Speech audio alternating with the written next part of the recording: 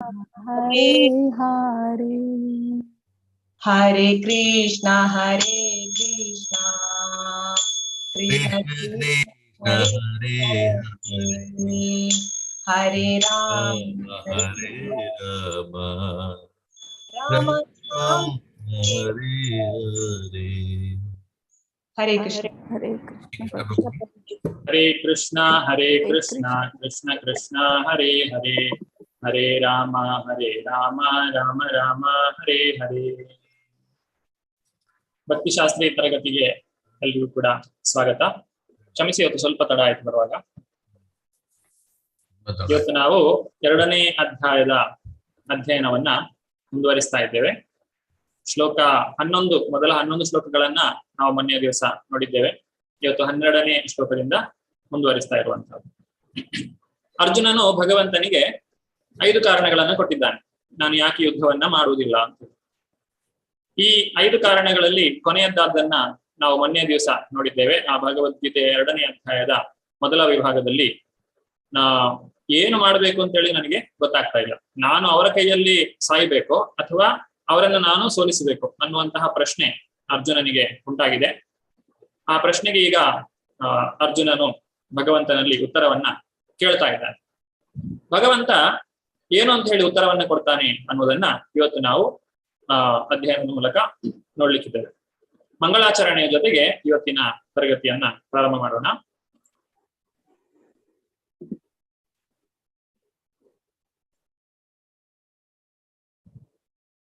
ಓಂ ಅಜ್ಞಾನತಿಮಿರಾಂಧಸ್ಯ ಜ್ಞಾನಾಂಜನಶಲಾಕಯಾ ಚಕ್ಷುರುನ್ಮೀಲಿತಂ ಯೇನ ತಸ್ಮೈ ಶ್ರೀ ಗುರವೇ ನಮಃ. ಶ್ರೀ ಚೈತನ್ಯ ಮನೋಭೀಷ್ಟಂ ಸ್ಥಾಪಿತಂ ಯೇನ ಭೂತಲೆ ಸ್ವಯಂ ರೂಪ ಕದಾ ಮಹ್ಯಂ ದದಾತಿ ಸ್ವಪದಾಂತಿಕಂ. ವಂದೇಹಂ ಶ್ರೀ ಗುರು ಶ್ರೀಯುತಾಪದಕಮಲಂ ಶ್ರೀ ಗುರೂನ್ ವೈಷ್ಣವಾಂಶ್ಚ ಶ್ರೀರೂಪಂ ಸಾಗ್ರಜಾತಂ ಸಹಗಣ ರಘುನಾಥಾನ್ವಿತಂ ತಂ ಸಜೀವಂ ಸಾದ್ವೈತಂ ಸಾವಧೂತಂ ಪರಿಜನ ಸಹಿತಂ ಕೃಷ್ಣ ಚೈತನ್ಯ ದೇವಂ ಶ್ರೀ ರಾಧಾ ಕೃಷ್ಣ ಪಾದಾನ್ ಸಹಗಣ ಲಲಿತಾ ಶ್ರೀ ವಿಶಾಖಾನ್ವಿತಾಂಶ್ಚ. ಹೇ ಕೃಷ್ಣ ಕರುಣಾ ಸಿಂಧು ದೀನಬಂಧು ಜಗತ್ಪತೆ ಗೋಪೇಶ ಗೋಪಿಕಾ ಕಾಂತ ರಾಧಾ ಕಾಂತ ನಮೋಸ್ತುತೆ. ತಪ್ತ ಕಾಂಚನ ಗೌರಾಂಗಿ ರಾಧೆ ವೃಂದಾವನೇಶ್ವರಿ ವೃಷಭಾನುಸುತೆ ದೇವಿ ಪ್ರಣಮಾಮಿ ಹರಿಪ್ರಿಯೇ. ವಾಂಛಾ ಕಲ್ಪತರುಭ್ಯಶ್ಚ ಕೃಪಾ ಸಿಂಧುಭ್ಯ ಏವ ಚ ಪತಿತಾನಾಂ ಪಾವನೇಭ್ಯೋ ವೈಷ್ಣವೇಭ್ಯೋ ನಮೋ ನಮಃ. ನಮಃ ಓಂ ವಿಷ್ಣುಪಾದಾಯ ಕೃಷ್ಣ ಪ್ರೇಷ್ಠಾಯ ಭೂತಲೆ ಶ್ರೀಮತೆ ಭಕ್ತಿ ವೇದಾಂತ ಸ್ವಾಮಿನ್ ಇತಿ ನಾಮಿನೇ. ನಮಸ್ತೆ ಸಾರಸ್ವತೆ ದೇವೆ ಗೌರವಾಣಿ ಪ್ರಚಾರಿಣೆ ನಿರ್ವಿಶೇಷ ಶೂನ್ಯವಾದಿ ಪಾಶ್ಚಾತ್ಯ ದೇಶತಾರಿಣೆ. ಜಯೋ ಶ್ರೀ ಕೃಷ್ಣ ಚೈತನ್ಯ ಪ್ರಭೋ ನಿತ್ಯಾನಂದ ಶ್ರೀ ಅದ್ವೈತ ಗದಾಧರ ಶ್ರೀವಾಸಾದಿ ಗೌರ ಭಕ್ತ ವೃಂದ. ಹರೇ ಕೃಷ್ಣ ಕೃಷ್ಣ ಕೃಷ್ಣ ಹರೇ ಹರೇ ಹರೇ ರಾಮ ರಾಮ ರಾಮ ಹರೇ ಹರೇ.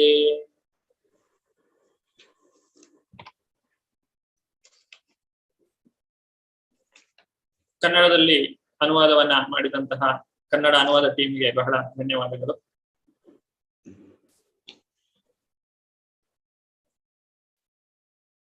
ನಾಲ್ಕನೇ ಅಧ್ಯಾಯ.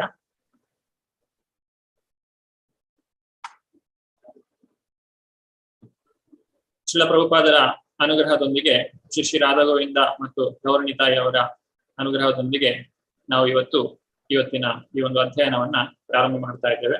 ಶ್ರೀಲ ಪ್ರಭುಪಾದ್ ಕಿ ಜೈ, ಶ್ರೀ ರಾಧಾಗೋವಿಂದ ಕಿ ಜೈ, ಶ್ರೀ ಗೌರಣಿತಾಯಿ ಕಿ ಜೈ.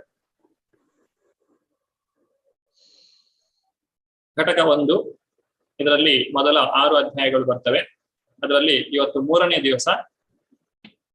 ಈ ದಿವಸ ನಾವು 12ರಿಂದ 48ನೇ ಶ್ಲೋಕದವರೆಗೆ ಅಧ್ಯಯನವನ್ನ ಮಾಡಲಿಕ್ಕಿದ್ದೇವೆ.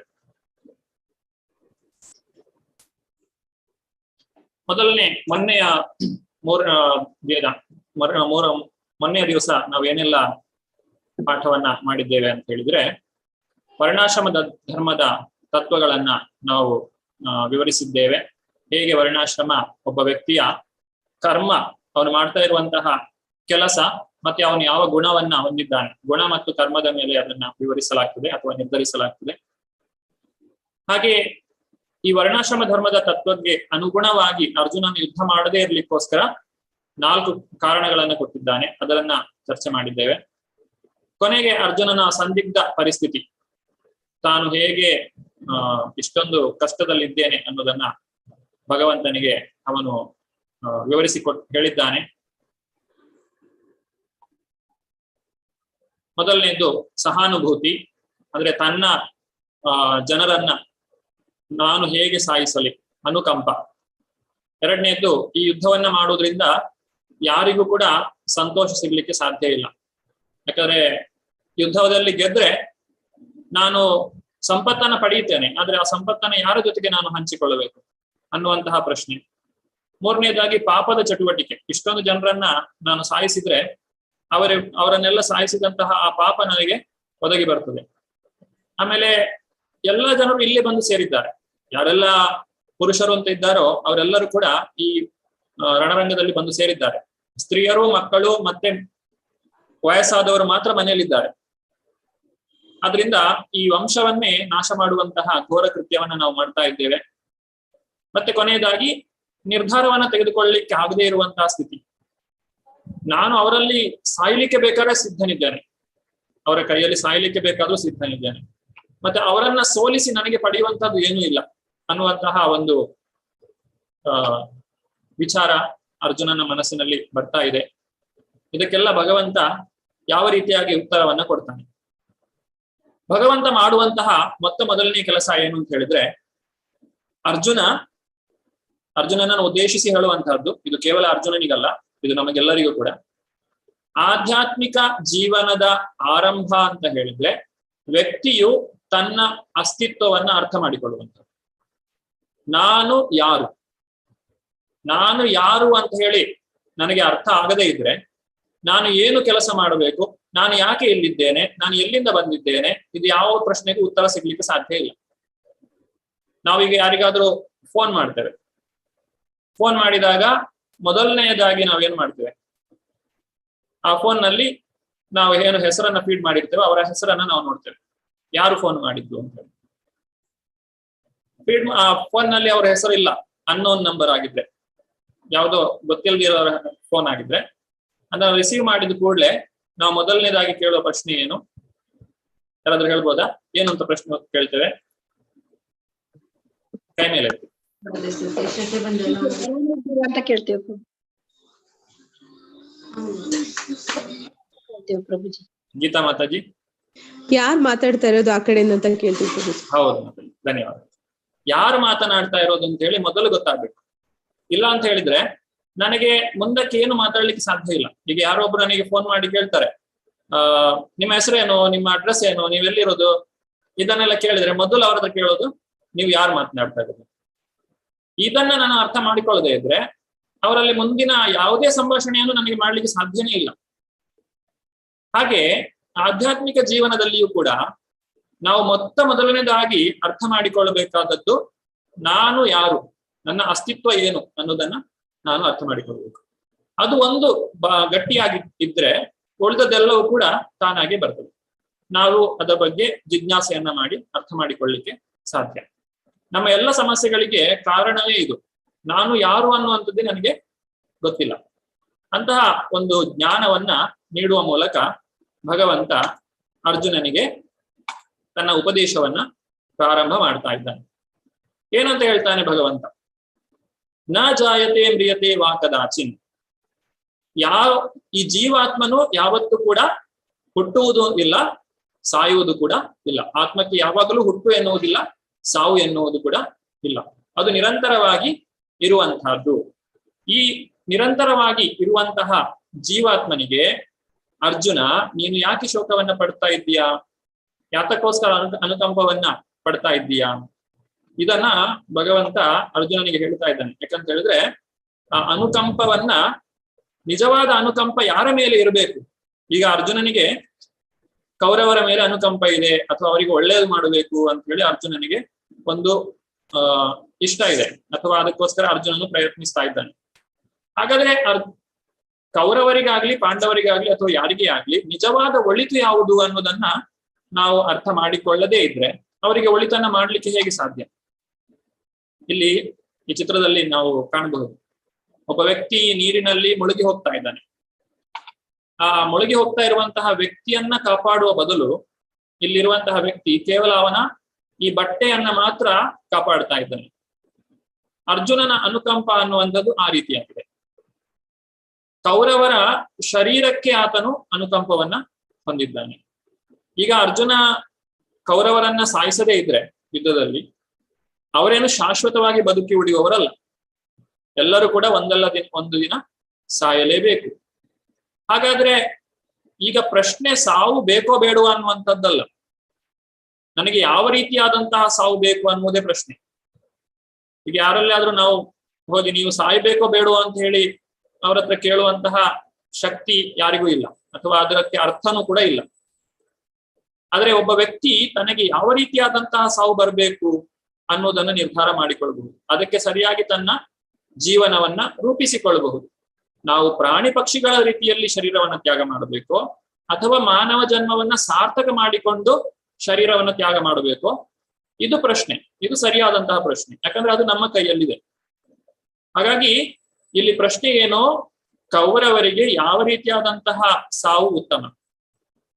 ಇಲ್ಲಿ ಈಗ ಬಂದಿರುವಂತಹ ರಣರಂಗದಲ್ಲಿ ಸೇರಿರುವಂತಹ ಈ ಸೈನಿಕರಿಗೆ, ಈ ಯೋಧರಿಗೆ ಜೀವನದಲ್ಲಿ ಅತಿ ಶ್ರೇಷ್ಠವಾದಂತಹ ಸಾವು ಅನ್ನುವಂಥದ್ದೊಂದು ಇರೋದೇ ಆದ್ರೆ ಅದು ಈ ಯುದ್ಧವನ್ನ ಮಾಡಿ ಸಾಯುವಂಥದ್ದು.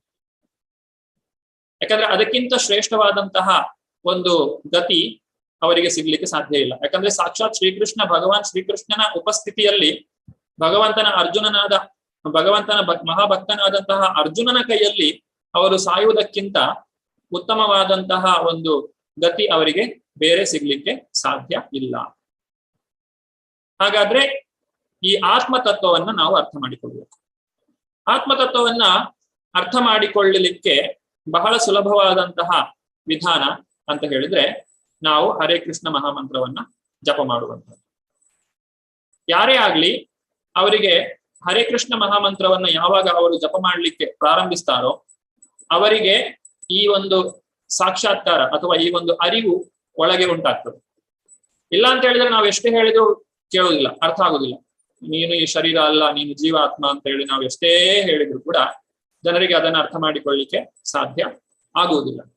ಆದ್ರೆ ಯಾವಾಗ ನಾವು ಭಕ್ತಿ ಸೇವೆಯನ್ನ ಪ್ರಾರಂಭ ಮಾಡ್ತೇವೋ, ಯಾವಾಗ ನಾಮ ಜಪವನ್ನ ನಾವು ಗಂಭೀರವಾಗಿ ತೆಗೆದುಕೊಳ್ತೇವೋ, ಆಗ ತನ್ನಿಂದ ತಾನಾಗಿಯೇ ಆ ಭಗವಂತನು ನಮಗೆ ಈ ಒಂದು ಅನುಗ್ರಹವನ್ನ ಮಾಡ್ತಾನೆ. ನಾನು ಎಲ್ಲರಲ್ಲಿ ಕೂಡ ತಮ್ಮ ವಿಡಿಯೋವನ್ನ ಅನ್ಮ್ಯೂಟ್ ಮಾಡಿ ಇಡ್ಲಿಕ್ಕೆ ವಿನಂತಿಸ್ಕೊಳ್ತೇನೆ. ಹೀಗೆ ಅರ್ಜುನನಿಗೆ ಆತ್ಮತತ್ವದ ಬೋಧನೆಯಿಂದ ಭಗವಾನ್ ಶ್ರೀಕೃಷ್ಣನು ತನ್ನ ಒಂದು ಭಗವದ್ಗೀತೆಯ ವಿಚಾರಗಳನ್ನ ತಿಳಿಸಿಕೊಡ್ಲಿಕ್ಕೆ ಪ್ರಾರಂಭಿಸ್ತಾ ಇದ್ದಾನೆ. ಯಾರೂ ಹುಟ್ಟುವಂಥದ್ದಿಲ್ಲ, ಸಾಯುವುದು ಅನ್ನುವಂಥದ್ದಿಲ್ಲ. ಯಾಕಂದ್ರೆ ಆತ್ಮ ಶಾಶ್ವತವಾಗಿ ಇರುವಂತಹದ್ದು. ಕೇವಲ ಶರೀರಗಳನ್ನ ಮಾತ್ರ ನಾವು ಬದಲಾಯಿಸುವಂತಹದ್ದು. ಆ ಶರೀರ ಬದಲಾವಣೆಗೆ ನಾವು ಹುಟ್ಟು ಅಂತ ಕರಿತೇವೆ, ಸಾವು ಅಂತ ಕರೀತೇವೆ. ಇನ್ನು ಮುಂದುವರಿಸಿ, ಧ್ರುವಂ ಜನ್ಮ ಮೃತಸ್ಯ ಚ. ಯಾರೆಲ್ಲ ಹುಟ್ಟಿದ್ದಾರೋ ಅವರೆಲ್ಲರೂ ಸಾಯಲೇಬೇಕು. ಯಾರು ಇಲ್ಲಿ ಶಾಶ್ವತವಾಗಿರ್ಲಿಕ್ಕೆ ಸಾಧ್ಯ ಇಲ್ಲ. ಈ ಪ್ರಪಂಚದಲ್ಲಿ ಈ ಭೌತಿಕವಾದಂತಹ ಶರೀರವನ್ನ ನಾವು ಪಡೆದುಕೊಂಡಿದ್ದೇವೆ ಅಂತ ಹೇಳಿದ್ರೆ ಇದಕ್ಕೊಂದು ಎಕ್ಸ್ಪೈರಿ ಡೇಟ್ ಇದೆ. ನಾವು ಯಾವುದೇ ಒಂದು ವಸ್ತುವನ್ನ ತಯಾರು ಮಾಡಿದ್ರೆ ಅದು ಶಾಶ್ವತವಾಗಿರುವುದಿಲ್ಲ. ಅದಕ್ಕೆ ಇಂತಿಷ್ಟು ಆಯಸ್ಸು ಅಂತ ಹೇಳಿ ಇರ್ತದೆ. ಅದು ಏನೇ ಆಗಿರ್ಲಿ, ನಮ್ಮ ಮೊಬೈಲ್ ಫೋನ್ ಆದ್ರೂ ಆಗಿರ್ಲಿ, ಅದು ಕೆಲವು ವರ್ಷದ ನಂತರ ಸಾಯ್ತದೆ. ನಮ್ಮ ಟಿವಿ ಆದ್ರೂ ಅದು ಹಾಳಾಗಿ ಹೋಗ್ತದೆ. ನಮ್ಮ ಮನೆ ಅದು ಕೆಲವು ವರ್ಷಗಳ ನಂತರ ಬಿದ್ದು ಹೋಗ್ತದೆ. ಅದೇ ರೀತಿ ನಮ್ಮ ಶರೀರವು ಕೂಡ ಈ ಪಂಚಭೂತಗಳಿಂದ ಮಾಡಿರುವಂತಹದ್ದು. ಅದು ಕೂಡ ಶಾಶ್ವತವಾಗಿ ಇರ್ಲಿಕ್ಕೆ ಸಾಧ್ಯ ಇಲ್ಲ. ಒಬ್ಬ ವ್ಯಕ್ತಿಗೆ ಶಾಶ್ವತವಾಗಿ ನೀನು ಇಲ್ಲೇ ಇರು ಅಂತ ಹೇಳಿದ್ರೆ ಅದೊಂದು ದೊಡ್ಡ ಶಿಕ್ಷೆ, ಅದಕ್ಕಿಂತ ದೊಡ್ಡ ಶಿಕ್ಷೆ ಇಲ್ಲ. ಯಾಕಂದ್ರೆ ಈ ಶರೀರ ಇದು ದುಃಖಾಲಯಂ ಅಶಾಶ್ವತಂ. ಈ ಶರೀರ ನಮಗೆ ಕೊಡುವಷ್ಟು ಕಷ್ಟ ಬೇರೆ ಯಾವುದು ಕೊಡ್ಲಿಕ್ಕೆ ಸಾಧ್ಯ ಇಲ್ಲ. ಆದ್ರಿಂದ ನೀನು ನಿರಂತರವಾಗಿ ಶಾಶ್ವತವಾಗಿ ಈ ಶರೀರದಲ್ಲೇ ಇರು ಅಂತ ಹೇಳಿದ್ರೆ ಒಬ್ಬರಿಗೆ ಅದೊಂದು ಶಾಪ, ಅದು ವರ ಅಲ್ಲ. ಹಾಗಾಗಿ ಧ್ರುವಂ ಜನ್ಮ ಮೃತಸ್ಯ ಚ ಜಾತಸ್ಯ ಹಿ ಧ್ರುವ ಮೃತ್ಯು ಧ್ರುವಂ ಜನ್ಮ ಮೃತಸ್ಯ ಚ. ಯಾರು ಹುಟ್ಟಿದ್ದಾರೋ ಅವರಿಗೆ ಸಾವು ಖಂಡಿತ. ಮತ್ತು ಯಾರು ಸಾಯುವಾಗ ತಮ್ಮ ಮುಂದಿನ ಜನ್ಮದ ಒಂದು ಯೋಚನೆಯನ್ನ ಸರಿಯಾದ ರೀತಿಯಲ್ಲಿ ಅದಕ್ಕೆ ತಯಾರು ಮಾಡಿಕೊಳ್ಳುವುದಿಲ್ಲವೋ ಅಂತಹವರಿಗೆ ಮುಂದಿನ ಜನ್ಮದಲ್ಲಿ ಅವರು ಮತ್ತೆ ಇನ್ನೊಂದು ಶರೀರವನ್ನ ಪಡೆಯುತ್ತಾರೆ, ಭೌತಿಕವಾದಂತಹ ಶರೀರವನ್ನ ಪಡೆಯುತ್ತಾರೆ. ಆದ್ರೆ ನಮ್ಮ ಗುರಿ ಏನು? ಮತ್ತೆ ಹುಟ್ಟಿ ಬರಬಾರದು, ಮತ್ತೆ ಭಗವಂತನ ಧಾಮಕ್ಕೆ ಹೋಗಬೇಕು. ಅದು ನಮ್ಮ ನಿಜವಾದಂತಹ ಗುರಿ. ಆ ಗುರಿ ಸಾಧನೆ ಇಲ್ಲಿ ನಡೀತಾ ಇದೆ. ಅರ್ಜುನನ ಯುದ್ಧವನ್ನ ಮಾಡಿದ್ರೆ ಅಷ್ಟು ಜನರ ಆ ಗುರಿ ಸಾಧನೆಯಲ್ಲಿ ನಡೀತಾ ಇದೆ. ಆದ್ದರಿಂದ ಅರ್ಜುನ ಯುದ್ಧವನ್ನ ಮಾಡಬೇಕು ಅಂತ ಹೇಳಿ ಭಗವಂತ ಇಲ್ಲಿ ಹೇಳ್ತಾ ಇದ್ದಾನೆ. ಜಾತಸಿಹಿ ಧ್ರುವಂ ಮೃತ್ಯು ಧ್ರುವಂ ಜನ್ಮ ಮೃತಸ್ಯ ಚ. ಇದು ಭಗವಂತನು ಅರ್ಜುನನಿಗೆ ಕೊಡ್ತಾ ಇರುವಂತಹ ಜ್ಞಾನೋಪದೇಶ. ಇದನ್ನು ಯಾರಾದ್ರೂ ಓದ್ತೀರಾ? ರಾಜಿ ಮಾತಾಜಿ. ಜ್ಞಾನ ಜೀವಿಯು ಇರುವ ಸ್ವರೂಪದ ಕಾರಣದಿಂದ ಅದನ್ನು ಕೊಲ್ಲುವುದು ಸಾಧ್ಯವೇ ಇಲ್ಲ. ಐಹಿಕ ದೇಹವನ್ನು ಬಹುಕಾಲ ಉಳಿಸುವಂತಿಲ್ಲ, ಶಾಶ್ವತವಾಗಿ ರಕ್ಷಿಸುವುದು ಸಾಧ್ಯವಿಲ್ಲ. ಆದ್ದರಿಂದ ಎರಡೂ ದೃಷ್ಟಿಗಳಿಂದಲೂ ಶೋಕಕ್ಕೆ ಕಾರಣವೇ ಇಲ್ಲ. ಹರೇ ಹರೇ ಕೃಷ್ಣ. ಇಲ್ಲಿ ಭಗವಂತ ಎರಡು ವಿಚಾರಗಳ ಬಗ್ಗೆಯೂ ಹೇಳ್ತಾನೆ. ಒಂದು ಈ ಶರೀರ. ಅರ್ಜುನ ಇಲ್ಲಿ ನಡೆದಿರುವ ಯಾರು ಕೂಡ ಅವರ ಶರೀರ ಅಲ್ಲ, ಎಲ್ಲರೂ ಕೂಡ ಅವರು ಜೀವಾತ್ಮರು. ಈಗ ನೀನು ಜೀವಾತ್ಮನಿಗಾಗಿ ಶೋಕ ಪಡ್ತೀಯಾ ಅಂತ ಹೇಳಿದ್ರೆ ಜೀವಾತ್ಮನಿಗೆ ಸಾವಿಲ್ಲ. ಇಲ್ಲ, ನಾನು ಜೀವಾತ್ಮನಿಗೆ ಶೋಕ ಪಡ್ತಾ ಇಲ್ಲ, ನನಗೆ ಶರೀರವೇ ಮುಖ್ಯ, ನಾನು ಅವರ ಶರೀರಕ್ಕಾಗಿ ಆಸೆ ಪಡ್ತೇನೆ ಅಥವಾ ಅವರ ಶರೀರ ನನ್ನ ಜೊತೆ ಇರಬೇಕು ಅಂತ ಹೇಳಿ ಬಯಸ್ತೇನೆ. ಆದ್ರೆ ಅದು ಪ್ರಕೃತಿಯೇ ಅದಕ್ಕೆ ನಿನಗೆ ಅವಕಾಶವನ್ನ ಕೊಡುವುದಿಲ್ಲ. ಯಾಕಂದ್ರೆ ಹುಟ್ಟಿದವರೆಲ್ಲರೂ ಸಾಯಲೇಬೇಕು, ಆ ಶರೀರ ಒಂದಲ್ಲ ಒಂದು ದಿನ ಬಿದ್ದು ಹೋಗಲೇಬೇಕು. ಇದು ನೀನು ಪ್ರಕೃತಿಗೆ ನೀನು ಏನು ಆಸೆ ಪಡ್ತಾ ಇದ್ದೀಯೋ ಅದು ಪ್ರಕೃತಿಗೆ ವಿರುದ್ಧವಾದಂತಹದ್ದು. ಆದ್ರಿಂದ ಅದು ಕೂಡ ಸಾಧ್ಯ ಇಲ್ಲ. ಆದ್ರಿಂದ ನೀನು ಜೀವಾತ್ಮನಿಗೆ ಶೋಕ ಪಡ್ತೀಯಾ, ಜೀವಾತ್ಮನಿಗೆ ಸಾವಿಲ್ಲ. ನೀನು ಶರೀರಕ್ಕಾಗಿ ಶೋಕ ಪಡ್ತೀಯಾ, ಶರೀರ ಶಾಶ್ವತವಾಗಿರ್ಲಿಕ್ಕೆ ಸಾಧ್ಯ ಇಲ್ಲ. ಹಾಗಾಗಿ ಯಾವ ದೃಷ್ಟಿಯಿಂದ ನೋಡಿದ್ರು ಕೂಡ ನಿನಗೆ ಶೋಕ ಪಡುವಂತಹ ಅಗತ್ಯ ಇಲ್ಲಿ ಇಲ್ಲ. ಇದೆಲ್ಲವೂ ಕೂಡ ಜ್ಞಾನದ ವಿಚಾರವನ್ನ ಭಗವಂತ ಹೇಳ್ತಾ ಇರುವಂತಹ, ಅರ್ಜುನನಿಗೆ ಭಗವಂತ ಕೊಡ್ತಾ ಇರುವಂತಹ ಜ್ಞಾನ ಇದು. ಜ್ಞಾನವನ್ನ ಪಡೆದಾಗ ಏನಾಗ್ತದೆ? ವ್ಯಕ್ತಿಯಲ್ಲಿ ವೈರಾಗ್ಯ ಮೂಡ್ತದೆ. ಈ ಭೌತಿಕ ಪ್ರಪಂಚದ ನಶ್ವರತೆಯನ್ನ ಅರ್ಥ ಮಾಡಿಕೊಂಡಂತಹ ವ್ಯಕ್ತಿ ಆಧ್ಯಾತ್ಮದ ಕಡೆಗೆ ಚಿಂತನೆಯನ್ನ ಮಾಡಬೇಕು ಅಂತ ಹೇಳಿದ್ರೆ ಆತನಿಗೆ ಜ್ಞಾನದ ಅಗತ್ಯ ಇದೆ. ಜ್ಞಾನವು ನಮ್ಮನ್ನ ಈ ಭೌತಿಕ ಪ್ರಪಂಚದಿಂದ ದೂರವಾಗ್ಲಿಕ್ಕೆ ಸಹಾಯವನ್ನ ಮಾಡ್ತದೆ. ಈ ಪ್ರಪಂಚದ ಸತ್ಯವನ್ನ ನಮಗೆ ಅರ್ಥ ಮಾಡಿ ಕೊಡ್ತದೆ. ಈಗ ಮುಂದಕ್ಕೆ ಭಗವಂತ ಕರ್ಮಕಾಂಡ ವಿಚಾರದ ಕುರಿತಾಗಿ ಹೇಳಿಕೊಡ್ತಾ ಇದ್ದಾನೆ. ಏನು ಅಂತ ಹೇಳ್ತಾನೆ ಭಗವಂತ? ಮುಂದಿನ ವಿಚಾರವನ್ನ ನಾವು ನೋಡುವುದಾದ್ರೆ 31ರಿಂದ 37ನೇ ಶ್ಲೋಕಗಳವರೆಗೆ ಭಗವಂತ ಕರ್ಮಕಾಂಡ ವಿಚಾರವನ್ನ, ಅಂದ್ರೆ ಒಬ್ಬ ವ್ಯಕ್ತಿ ತಾನು ಹುಟ್ಟಿದಂತಹ ಆ ಸ್ವಧರ್ಮ ಏನಿದೆ, ತಾನು ಬ್ರಾಹ್ಮಣನಿರ್ಬೋದು, ಕ್ಷತ್ರಿಯನಿರ್ಬೋದು, ವೈಶ್ಯನಿರ್ಬೋದು, ಶೂದ್ರನಿರ್ಬೋದು, ಆಯಾ ಧರ್ಮಕ್ಕೆ ಅನುಗುಣವಾಗಿ ಅಥವಾ ಆಯಾ ವರ್ಣಾಶ್ರಮ ಪದ್ಧತಿಗೆ ಸರಿಯಾಗಿ ತಾನು ಮಾಡಬೇಕಾದಂತಹ ಕಾರ್ಯವನ್ನ ಪ್ರಾಮಾಣಿಕವಾಗಿ ಒಬ್ಬ ವ್ಯಕ್ತಿ ಮಾಡ್ತಾನೆ ಅಂತಾದ್ರೆ ಅವನು ಶುದ್ಧತೆಯನ್ನ ಪಡಿತಾನೆ, ಅವನು ಜ್ಞಾನವನ್ನ ಗಳಿಸಿಕೊಳ್ಳುತ್ತಾನೆ, ಅವನು ಭೌತಿಕ ಪ್ರಪಂಚದಲ್ಲಿ ತನಗೆ ಏನೆಲ್ಲ ಬೇಕೋ ಅದೆಲ್ಲವನ್ನು ಕೂಡ ಪಡೀಲಿಕ್ಕೆ ಅವನಿಗೆ ಸಾಧ್ಯವಾಗ್ತದೆ. ಕರ್ಮಕಾಂಡ ಅಂತ ಹೇಳಿದ್ರೆ ಶಾಸ್ತ್ರಗಳಿಗೆ ಅನುಗುಣವಾಗಿ ಒಬ್ಬ ವ್ಯಕ್ತಿ ತನ್ನ ಇಂದ್ರಿಯಗಳನ್ನ ತೃಪ್ತಿಪಡಿಸುವಂತಹದ್ದು. ಶಾಸ್ತ್ರಕ್ಕೆ ವಿರುದ್ಧವಾಗಿ ಮಾಡಿದ್ರೆ ಅದು ಪಾಪ, ಅದಕ್ಕೆ ಶಿಕ್ಷೆ ಇದೆ, ಅವನ ನರಕಕ್ಕೆ ಹೋಗ್ತಾನೆ. ಆದ್ರೆ ಶಾಸ್ತ್ರಕ್ಕೆ ಅನುಗುಣವಾಗಿ ಶಾಸ್ತ್ರ ಏನು ಹೇಳಿದೆಯೋ ಅದೇ ಪ್ರಕಾರವಾಗಿ ತಾನು ತನ್ನ ಜೀವನವನ್ನ ನಡೆಸಿಕೊಂಡು ಹೋದರೆ ಅವನಿಗೆ ಪಾಪವು ಘಟಿಸುವುದಿಲ್ಲ. ಬದಲಾಗಿ ಅವನು ಶಾಸ್ತ್ರವನ್ನ ಬಳಸಿಕೊಂಡು ಶಾಸ್ತ್ರದಲ್ಲಿ ಕೊಟ್ಟಿರುವಂತಹ ಮಾರ್ಗದರ್ಶನವನ್ನ ಉಪಯೋಗಿಸಿಕೊಂಡು ತನ್ನ ಜೀವನವನ್ನ ಒಂದು ಒಳ್ಳೆಯ ರೀತಿಯಲ್ಲಿ ನಡೆಸಿಕೊಂಡು ಹೋಗ್ಲಿಕ್ಕೆ ಅವನಿಗೆ ಸಾಧ್ಯ ಆಗ್ತದೆ. ಇದರಿಂದ ಅವನಿಗೆ ಚತುರ್ವಿಧ ಪುರುಷಾರ್ಥಗಳು ಪ್ರಾಪ್ತಿಯಾಗ್ತವೆ. ಧರ್ಮ, ಅರ್ಥ, ಕಾಮ, ಮೋಕ್ಷ. ಧರ್ಮಾಚರಣೆಯನ್ನ ಮಾಡುವ ಮೂಲಕ ವ್ಯಕ್ತಿಗೆ ಅರ್ಥವು ದೊರೆಯುತ್ತದೆ. ಅರ್ಥ ಅಂತ ಹೇಳಿದ್ರೆ ಹಣ ಅಥವಾ ಸಂಪತ್ತು. ಈ ಅರ್ಥವನ್ನ ವ್ಯಕ್ತಿ ಕಾಮದಲ್ಲಿ ಉಪಯೋಗಿಸಬಹುದು. ಅಂದ್ರೆ ತನ್ನ ಏನೆಲ್ಲ ಕಾಮನೆಗಳಿವೆಯೋ ಅದೆಲ್ಲವನ್ನು ಕೂಡ ಅವನು ಈಡೇರಿಸಿಕೊಳ್ಳಬಹುದು, ಭೌತಿಕವಾದಂತಹ ಕಾಮನೆಗಳು. ಆಮೇಲೆ ಒಂದು ದಿನ ತನ್ನ ಎಲ್ಲ ಕಾಮನೆಗಳು ಪೂರೈಕೆ ಆದ ನಂತರ ತನ್ನ ಇಂದ್ರಿಯಗಳೆಲ್ಲ ಸೊರಗಿ ಹೋದ ಮೇಲೆ ಅವನಿಗೆ ಮೋಕ್ಷದಲ್ಲಿ ಅಪೇಕ್ಷೆ ಬರಬಹುದು. ಮೋಕ್ಷದಲ್ಲಿ ಅಪೇಕ್ಷೆ ಬಂದಾಗ ಮತ್ತೆ ಅವನು ಬ್ರಹ್ಮಜ್ಯೋತಿಯಲ್ಲಿ ಒಂದಾಗ್ಲಿಕ್ಕೆ ಅವನು ಆ ಕಡೆಗೆ ಯೋಚನೆಯನ್ನ ಮಾಡ್ತಾನೆ. ಇದು ಸಾಮಾನ್ಯವಾಗಿ ನಡೆಯುವಂಥದ್ದು ಚತುರ್ವಿಧ ಪುರುಷಾರ್ಥಗಳು. ಆದ್ರೆ ಇದು ಹೀಗೆ ನಡೆಯುವುದಿಲ್ಲ. ಇಲ್ಲಿ ಕರ್ಮಕಾಂಡದ ವಿಚಾರವಾಗಿ ನಾವು ನೋಡುವುದಾದ್ರೆ, ಛಾಯಾ ಮಾತಾಜಿ ಗೊತ್ತೀರಾ? ಹರೇ ಕೃಷ್ಣ. ಹರೇ ಕರ್ಮಕಾಂಡ 2.31-37. ಕುಂತಿಯ ಮಗನಾದ ಅರ್ಜುನನೇ, ನೀನು ಯುದ್ಧದಲ್ಲಿ ಮಡಿದು ಸ್ವರ್ಗವನ್ನು ಸೇರುತ್ತೀಯೇ ಅಥವಾ ಗೆದ್ದು ಭೂಮಿಯ ಮೇಲೆ ರಾಜ್ಯವನ್ನು ಅನುಭವಿಸುತ್ತೀಯೇ? ಭಗವದ್ಗೀತಾ 2.37. ಹರೇ ಕೃಷ್ಣ. ಹರೇ ಕೃಷ್ಣ. ಇದು ಅರ್ಜುನನ ಎರಡನೇ ಪ್ರಶ್ನೆಗೆ ಉತ್ತರ. ಮೊದಲನೇ ಪ್ರಶ್ನೆಗೆ ಅನುಕಂಪಕ್ಕೆ ಏನು ಉತ್ತರ? ಜ್ಞಾನ, ಆತ್ಮಜ್ಞಾನ. ಎರಡನೇ ಪ್ರಶ್ನೆ ಏನು? ಆನಂದ ಇಲ್ಲ, ಸಂತೋಷ ಇಲ್ಲ, ಸುಖವಾಗಿರ್ಲಿಕ್ಕೆ ಸಾಧ್ಯ ಇಲ್ಲ. ಯುದ್ಧ ನಡೆದ್ರೆ ಎಲ್ಲರೂ ಸತ್ತೋಗ್ತಾರೆ. ಎಲ್ಲರೂ ಸತ್ತೋದ್ಮೇಲೆ ಯುದ್ಧವನ್ನ ಇಟ್ಕೊಂಡು ನಾನೇನ್ ಮಾಡ್ಲಿ? ಇಷ್ಟು ದೊಡ್ಡ ರಾಜ್ಯ ಇಟ್ಕೊಂಡು ಇಷ್ಟು ಸಂಪತ್ತನ್ನ ಇಟ್ಕೊಂಡು ನಾನು ಏನ್ ಮಾಡ್ಲಿ? ಯಾರಿಗೆ ತೋರಿಸ್ಲಿ ಇದನ್ನೆಲ್ಲ? ಇದು ಅರ್ಜುನನ ಪ್ರಶ್ನೆ. ಅದಕ್ಕೆ ಭಗವಂತ ಏನ್ ಹೇಳ್ತಾನೆ? ಇದು ಕರ್ಮಕಾಂಡ. ಜಾತಸ್ಸಹಿ ಧ್ರುವ. ಈ 31ನೇ ಶ್ಲೋಕವನ್ನು ನೀವು ನೋಡುದಾದ್ರೆ, ಯಾರು ಈ ಒಂದು ಯುದ್ಧವನ್ನ, ಇಂತಹ ಒಂದು ಧರ್ಮ ಯುದ್ಧವನ್ನ ನಡೆಸ್ತಾರೋ, ಆ ಯುದ್ಧದಲ್ಲಿ ಅವರು ಗೆಲ್ತಾರೋ, ಅವರಿಗೆ ಇಡೀ ಒಂದು ಸಾಮ್ರಾಜ್ಯ ದೊರೆಯುತ್ತದೆ. ಈಗ ಈ ಯುದ್ಧದಲ್ಲಿ ಪ್ರಪಂಚದ ನಾನಾ ಭಾಗಗಳಿಂದ ಜನರು ಬಂದು ಸೇರಿದ್ದಾರೆ. ಈ ಯುದ್ಧದಲ್ಲಿ ಪಾಂಡವರು ಗೆದ್ರೆ ಇಡೀ ಭೂಮಿಯನ್ನ ಅವರು ಆಳ್ತಾರೆ, ಇಡೀ ಭೂಮಿಗೆ ಅವರು ಒಡೆಯರಾಗ್ತಾರೆ. ಇಲ್ಲ, ಅರ್ಜುನ ಯುದ್ಧದಲ್ಲಿ ಮಡಿದ, ಅರ್ಜುನನಿಗೆ ಯುದ್ಧವನ್ನ ಗೆಲ್ಲಲಿಕ್ಕೆ ಆಗ್ಲಿಲ್ಲ. ಆದ್ರೂ ಕೂಡ ಅವನಿಗೆ ಯಾವುದೇ ನಷ್ಟ ಇಲ್ಲ. ಯಾಕಂದ್ರೆ ಇಂತಹ ಧರ್ಮ ಯುದ್ಧದಲ್ಲಿ ಯಾರು ಮಡಿಯುತ್ತಾರೋ ಅವರು ಸ್ವರ್ಗಕ್ಕೆ ಹೋಗ್ತಾರೆ. ಸ್ವರ್ಗದಲ್ಲಿ ಹೋಗಿ ಅವರೇನು ಬೇಸರದಲ್ಲಿರುವುದಿಲ್ಲ. ಸ್ವರ್ಗಕ್ಕೆ ಹೋದವರೆಲ್ಲರೂ ಖುಷಿಯಾಗಿ ಇರ್ತಾರೆ, ಸಂತೋಷವಾಗಿ ಇರ್ತಾರೆ.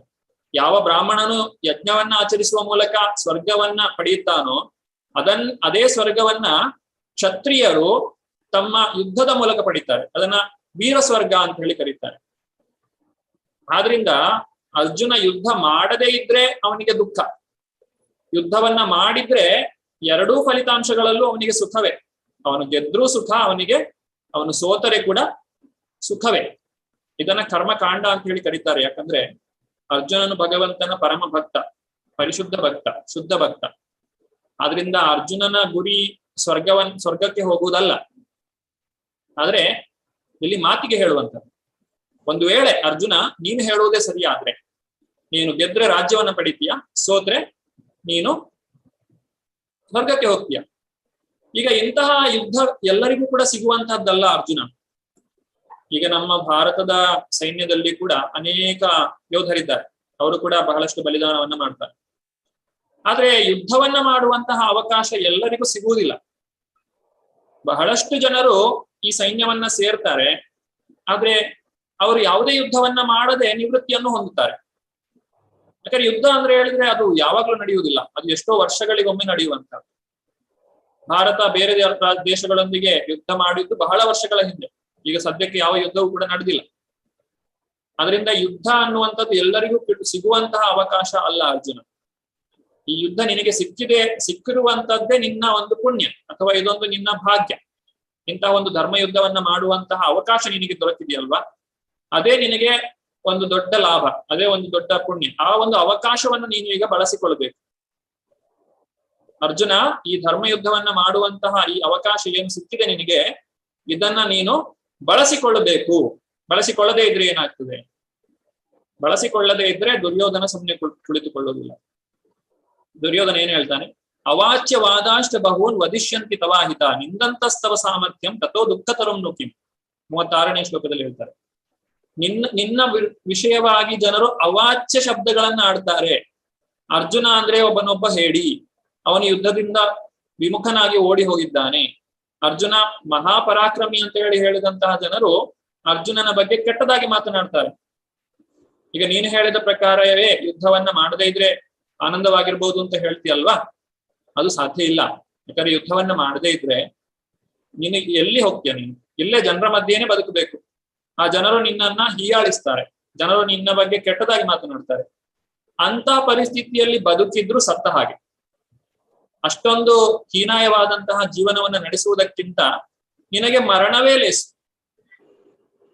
ಆದ್ರಿಂದ ಅರ್ಜುನ, ಯುದ್ಧ ಮಾಡುವುದರಿಂದ ಅಲ್ಲ, ಯುದ್ಧ ಮಾಡದೇ ಇರೋದ್ರಿಂದ ನಿನಗೆ ಆನಂದವಿಲ್ಲ ಅಥವಾ ನೀನು ಸಂತೋಷವಾಗಿರ್ಲಿಕ್ಕೆ ಸಾಧ್ಯ ಇಲ್ಲ ಅರ್ಜುನ ಅಂತ ಹೇಳಿ ಇಲ್ಲಿ ಕೃಷ್ಣನು ಅರ್ಜುನನಿಗೆ ಹೇಳುವಂತಹದ್ದು. ಕರ್ಮಕಾಂಡ ಅಂತ ಹೇಳಿದ್ರೆ ಈ ವೇದಗಳಲ್ಲಿ ಅನೇಕ ವಿಚಾರಗಳು ಬರ್ತವೆ. ಇವುಗಳೆಲ್ಲ ನಮ್ಮನ್ನ ಆಕರ್ಷಿಸ್ತವೆ.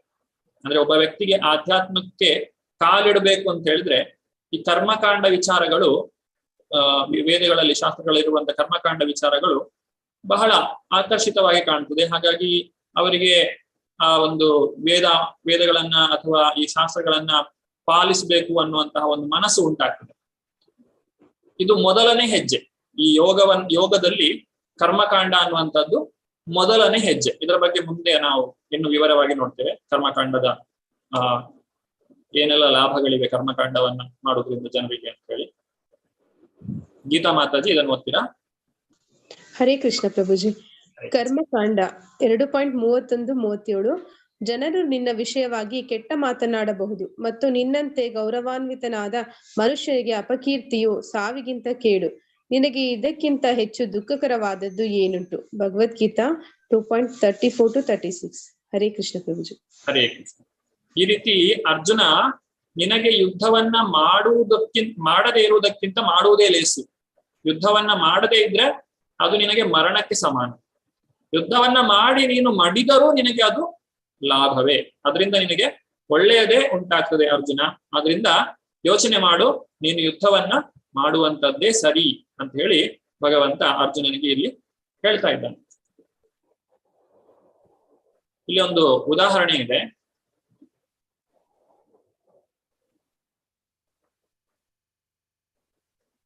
ನೇತ್ರ ಮೋಹನ್ ಮಾತಾಜಿ.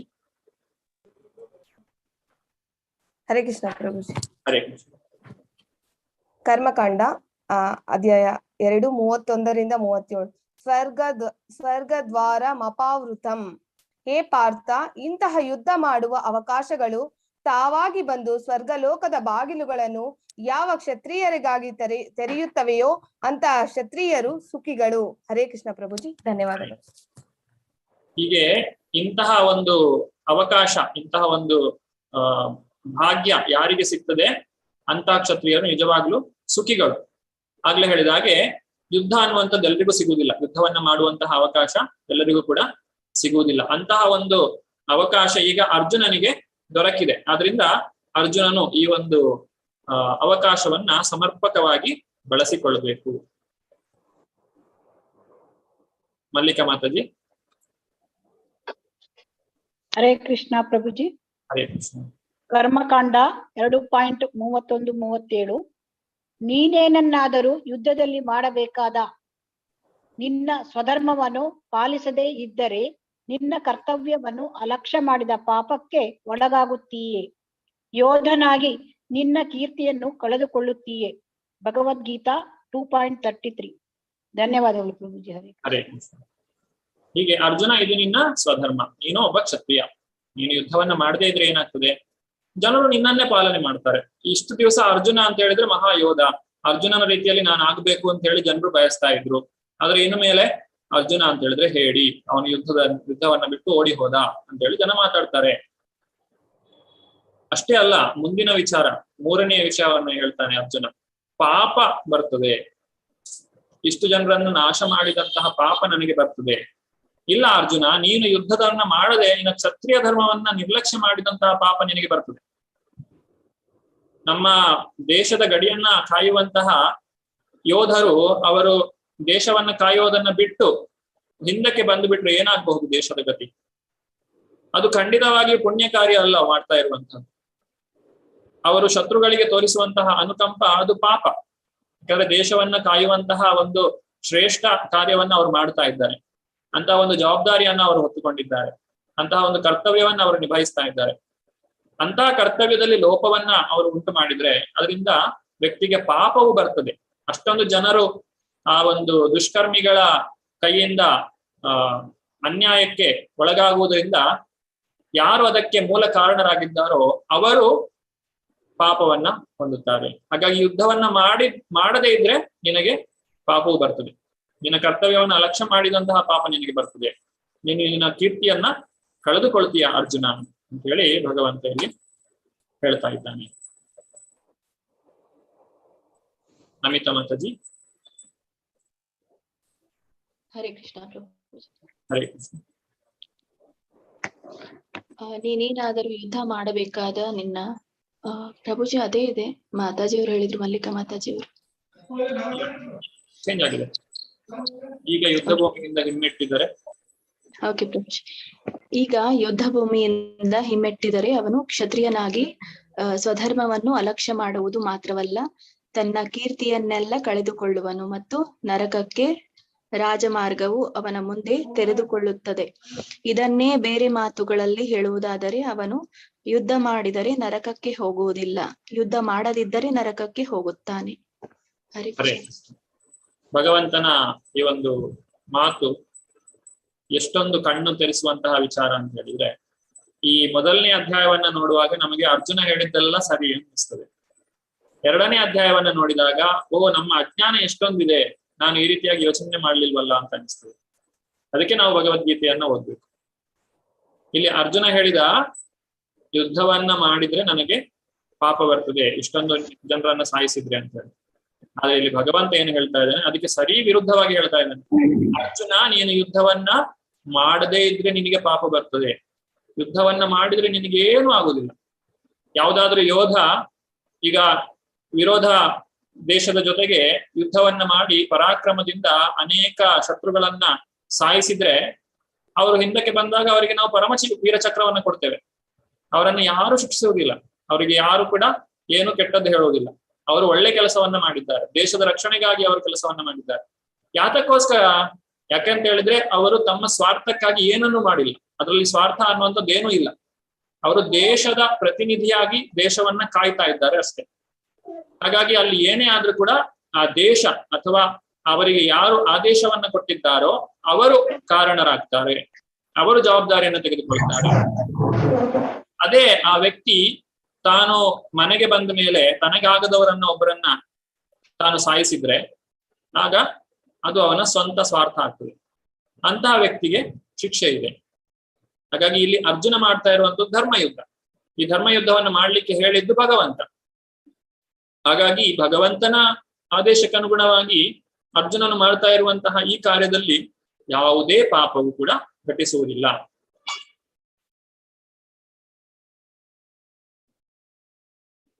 ಮುನಿರಾಜ್ ಪ್ರಭು, ಹರೇ ಕೃಷ್ಣ. ಹರೇ ಕೃಷ್ಣ ಪ್ರಭುಜಿ.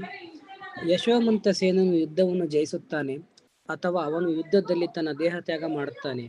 ಆದ್ದರಿಂದ ಇಲ್ಲಿ ಬಂದಿರೋ ವ್ಯಕ್ತಿ ಯಾರೋ ಅವನು ನಟಿಸುತ್ತಿರಬೇಕೋ ಅವನು ರಾಜ ಯಶೋಮಂತ ಸೇನನಲ್ಲ. ಆದ್ದರಿಂದ ಯಶೋಮಂತ ಸೇನ ಪತ್ನಿಯು ಬಾಗಿಲು ತೆರೆಯಲು ನಿರಾಕರಿಸಿದಳು. ಇದು ಕ್ಷತ್ರಿಯ ಸ್ಫೂರ್ತಿ ಚೇತನ, ಭಗವದ್ಗೀತಾ 2.33-35. ಹರೇ ಕೃಷ್ಣ ಪ್ರಭುಜಿ. ಹರೇ ಕೃಷ್ಣ. ಇದೊಂದು ಕತೆ ಏನಂತ ಹೇಳಿದ್ರೆ, ಯಶೋಮಂತ ಸೇನ ಅನ್ನುವಂತಹ ಒಬ್ಬ ರಾಜ ಅವನು ಯುದ್ಧಕ್ಕೆ ಹೋಗ್ತಾನೆ. ಆದ್ರೆ ಯುದ್ಧದಲ್ಲಿ ಅರ್ಧಕ್ಕೆ ಹಿಂದಕ್ಕೆ ಬಂದ್ಬಿಡ್ತಾನೆ. ಯುದ್ಧವನ್ನ ಗೆಲ್ಲುವುದೂ ಇಲ್ಲ, ಅವನು ಶತ್ರುಗಳನ್ನ ಅಲ್ಲೇ ಬಿಟ್ಟು ಹಾಗೆ ಹಿಂದಕ್ಕೆ ಬರ್ತಾನೆ. ತನ್ನ ಅರಮನೆಗೆ ಬರುವಾಗ ಕೋಟೆ ಬಾಗಿಲು ಹಾಕಿರ್ತದೆ, ಅದನ್ನ ತೆಗಿಲಿಕ್ಕೆ ರಾಣಿಗೆ ಹೇಳಿ ಕಳಿಸ್ತಾನೆ. ಆಗ ಯಶೋಮಂತ ಸೇನನ ಪತ್ನಿ ಹೇಳ್ತಾಳೆ, ಯಶೋಮಂತ ಸೇನ ಬರ್ಲಿಕ್ಕೆ ಸಾಧ್ಯನೇ ಇಲ್ಲ. ಒಂದ್ ವೇಳೆ ಯಶೋಮಂತ ಸೇನ ಬಂದಿದ್ದಾನೆ ಅಂತ ಹೇಳಿದ್ರೆ ಅವನು ವಿಜಯಶಾಲಿಯಾಗಿ ಆ ಒಂದು ವಿಜಯ ಘೋಷದೊಂದಿಗೆ ಬರ್ತಾನೆ. ಇಲ್ಲ ಅಂತ ಹೇಳಿದ್ರೆ ಇಲ್ಲಿ ಈಗ ಬಂದಿರೋರು ಯಾರೋ ಕಪಟಿ ಇರ್ಬೇಕು. ಯಾಕಂದ್ರೆ ಒಂದಾ ಯಶೋಮಂತ ಸೇನ ವಿಜಯವನ್ನ ಹೊಂದಿಕೊಂಡು ಬರ್ತಾನೆ, ಇಲ್ಲ ಅವನು ಕೇವಲ ಶರೀರ ಮಾತ್ರ ಬರ್ತದೆ, ಅವನು ಶರೀರ ತ್ಯಾಗವನ್ನ ಮಾಡಿ ಅವನ ಶರೀರವನ್ನ ಮಾತ್ರ ತೆಗೆದುಕೊಂಡು ಬರ್ತಾನೆ. ಇದು ಎರಡರಲ್ಲಿ ಒಂದು ನಡೆದಿರ್ಬೇಕು. ಈ ಬೇರೆ ಮೂರನೇ ವಿಷಯ ಏನಾದ್ರು ನಡೆದಿದೆ ಅಂತ ಹೇಳಿದ್ರೆ ಅದು ಬಂದದ್ದು ಯಶೋಮಂತ ಸೇನ ಅಲ್ಲ, ಇದು ಯಾರೋ ಬೇರೆ ಇರಬೇಕು. ಇದು ಆ ಕ್ಷತ್ರಿಯರ ಒಂದು ವೀರ ಸ್ವಭಾವ. ಎಷ್ಟೊಂದು ಜನರು ಈ ಕ್ಷತ್ರಿಯರು ಅಂತ ಹೇಳಿದ್ರೆ ಆ ಕ್ಷತ್ರಿಯರ ಒಂದು ವೀರ ಸ್ವಭಾವ ಇಷ್ಟೊಂದು ಇತ್ತು. ಇಲ್ಲಿ ನಾವು ನೋಡ್ತೇವೆ, ಇದನ್ನ ಕ್ಷತ್ರಿಯರ ಸ್ಫೂರ್ತಿ ಅಂತ ಹೇಳ್ತೇವೆ, ಚೇತನ. ಯುದ್ಧಕ್ಕೆ ಯಾವತ್ತೂ ಅವರು ವಿಮುಖರಾಗುವುದಿಲ್ಲ, ಇದು ಕ್ಷತ್ರಿಯನ ಒಂದು ಲಕ್ಷಣ. ಇದನ್ನ ಪ್ರಭುಪಾದರು ಇಲ್ಲಿ ಹೇಳ್ತಾ ಇದ್ದಾರೆ. ಈ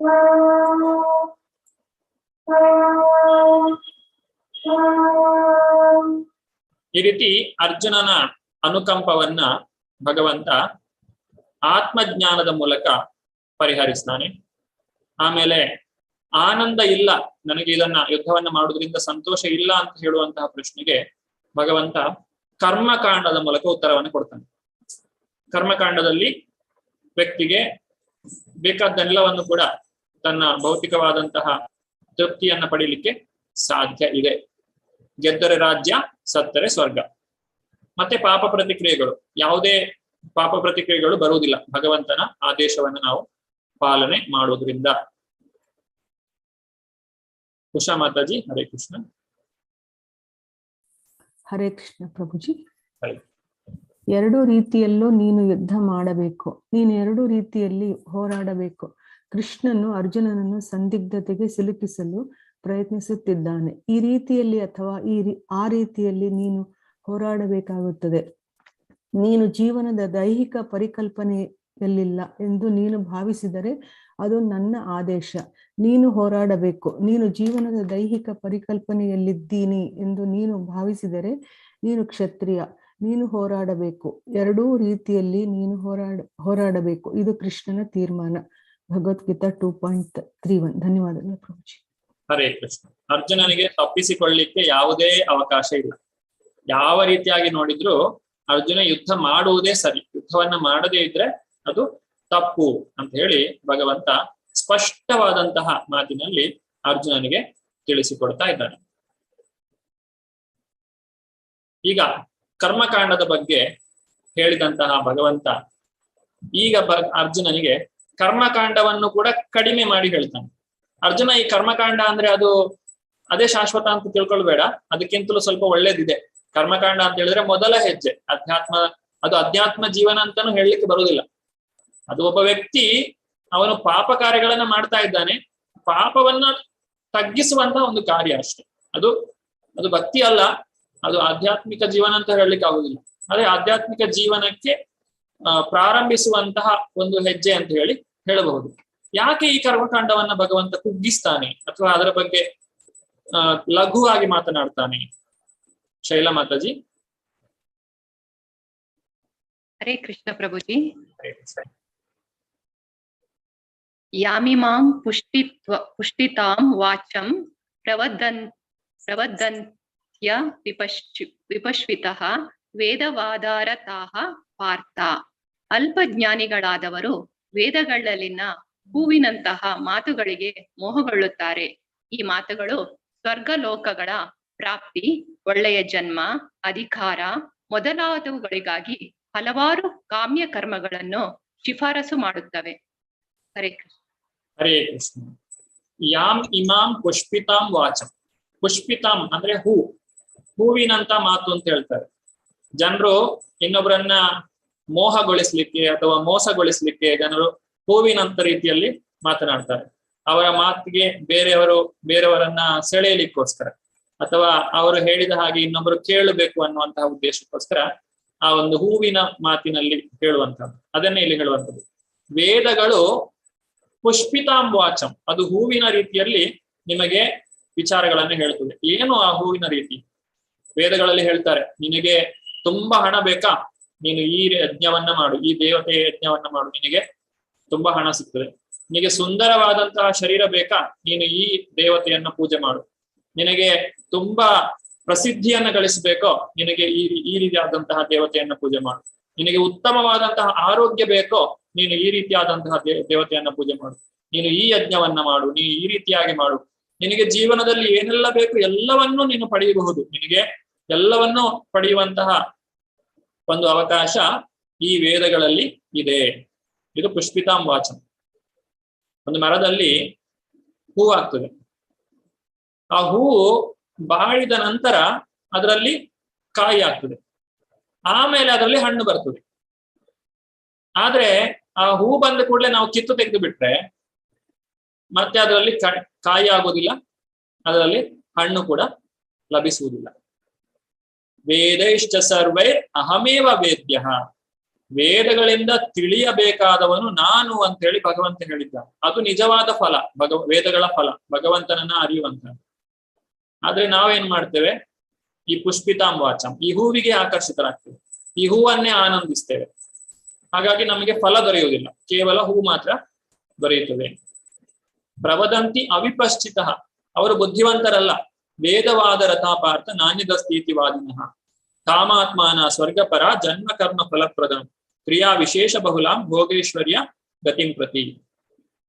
ಈ ವೇದಗಳ ವಿಚಾರಗಳನ್ನ ನಾವು ನೋಡೋದ್ರಿಂದ, ಕರ್ಮಕಾಂಡವನ್ನ ಮಾಡುವುದರಿಂದ ನಿಜವಾದಂತಹ ಫಲವನ್ನು ಪಡೀಲಿಕ್ಕೆ ಸಾಧ್ಯ ಆಗುವುದಿಲ್ಲ. ಒಳ್ಳೆಯ ಜನ್ಮ, ಅಧಿಕಾರ, ಸ್ವರ್ಗಲೋಕದ ಪ್ರಾಪ್ತಿ ಇದೆಲ್ಲ ಸಾಧ್ಯ ಇದೆ ವೇದಗಳಿಂದ, ಅಥವಾ ಕರ್ಮಕಾಂಡವನ್ನ ಪ್ರಾರಂಭ ಮಾಡುವುದರಿಂದ. ಈ ಕರ್ಮಕಾಂಡ ಎಲ್ಲಿ ನಮಗೆ ಸಹಾಯ ಮಾಡ್ತದೆ ಅಂತ ಹೇಳಿದ್ರೆ, ಒಬ್ಬ ವ್ಯಕ್ತಿ ಈಗ ಕೃಷ್ಣ ಪ್ರಜ್ಞೆಗೆ ಬರಬೇಕು, ಅಥವಾ ಅವನೊಂದು ಪಾಪಮಯವಾದಂತಹ ಜೀವನವನ್ನು ನಡೆಸ್ತಾ ಇದ್ದಾನೆ, ಅವನನ್ನ ಒಂದು ಸರಿದಾರಿಗೆ ತರಬೇಕು. ಅದಕ್ಕೆ ಕರ್ಮಕಾಂಡ ಸಹಾಯ ಮಾಡ್ತದೆ. ನೋಡು, ನೀನು ಈ ಜಪವನ್ನ ಮಾಡು, ಈ ಜಪಮಾಲೆ ತಗೋ, ಹರೇ ಕೃಷ್ಣ ಮಹಾಮಂತ್ರವನ್ನ ಮಾಡು, ಜಪ ಮಾಡು, ನಿನಗೆ ಶಾಂತಿ ದೊರಕ್ತದೆ, ನಿನಗೆ ಒಳ್ಳೆ ಕಾನ್ಸಂಟ್ರೇಷನ್ ಸಿಗ್ತದೆ, ಆರೋಗ್ಯ ಸುಧಾರಿಸ್ತದೆ. ಈ ರೀತಿಯಾಗಿ ಆ ಒಂದು ಇಮಿಡಿಯೇಟ್ ಎಫೆಕ್ಟ್ಸ್ ಏನೆಲ್ಲ ಇದೆ, ತಕ್ಷಣದ ಒಂದು ಪ್ರತಿಫಲಗಳು ಏನೆಲ್ಲ ದೊರಕ್ತವೋ ಅದನ್ನೆಲ್ಲ ಅವರಿಗೆ ಹೇಳುವ ಮೂಲಕ ಅವರು ಈ ಭಕ್ತಿಯ ಕಾರ್ಯವನ್ನ ಪ್ರಾರಂಭಿಸುವಂತೆ. ಆದ್ರೆ ಅದಷ್ಟೇ ಅಲ್ಲ, ಅದಕ್ಕಿಂತಲೂ ಹೆಚ್ಚಿನದನ್ನು ನಾವು ಭಕ್ತಿ ಮಾಡುವುದರಿಂದ ಪಡೀಲಿಕ್ಕೆ ಸಾಧ್ಯ ಇದೆ. ಯಾತಕ್ಕೋಸ್ಕರ ಕರ್ಮಕಾಂಡವನ್ನು ನಾವು ಕಡಿಮೆ ಮಾಡ್ತೇವೆ, ಅಥವಾ ಅದನ್ನ ನಾವು ಉಪಯೋಗಿಸಬಾರದು, ಅಥವಾ ದೇವತೆಗಳ ಹತ್ರ ನಾವು ಭೌತಿಕವಾದಂತಹ ಇಚ್ಛೆಗಳನ್ನ ಈಡೇರಿಸಿಕೊಳ್ಳಲಿಕ್ಕೆ ಕೇಳಬಾರದು, ಯಾಕೆ ಕೇಳಬಾರದು? ಇದಕ್ಕೆ ಇಲ್ಲಿ ಉತ್ತರ ಇದೆ. ಹರೇ ಕೃಷ್ಣ. ಸಂಗೀತ ಮಾತಾಡಿ. ಹರೇ ಕೃಷ್ಣ. ಹರೇ ಕೃಷ್ಣ.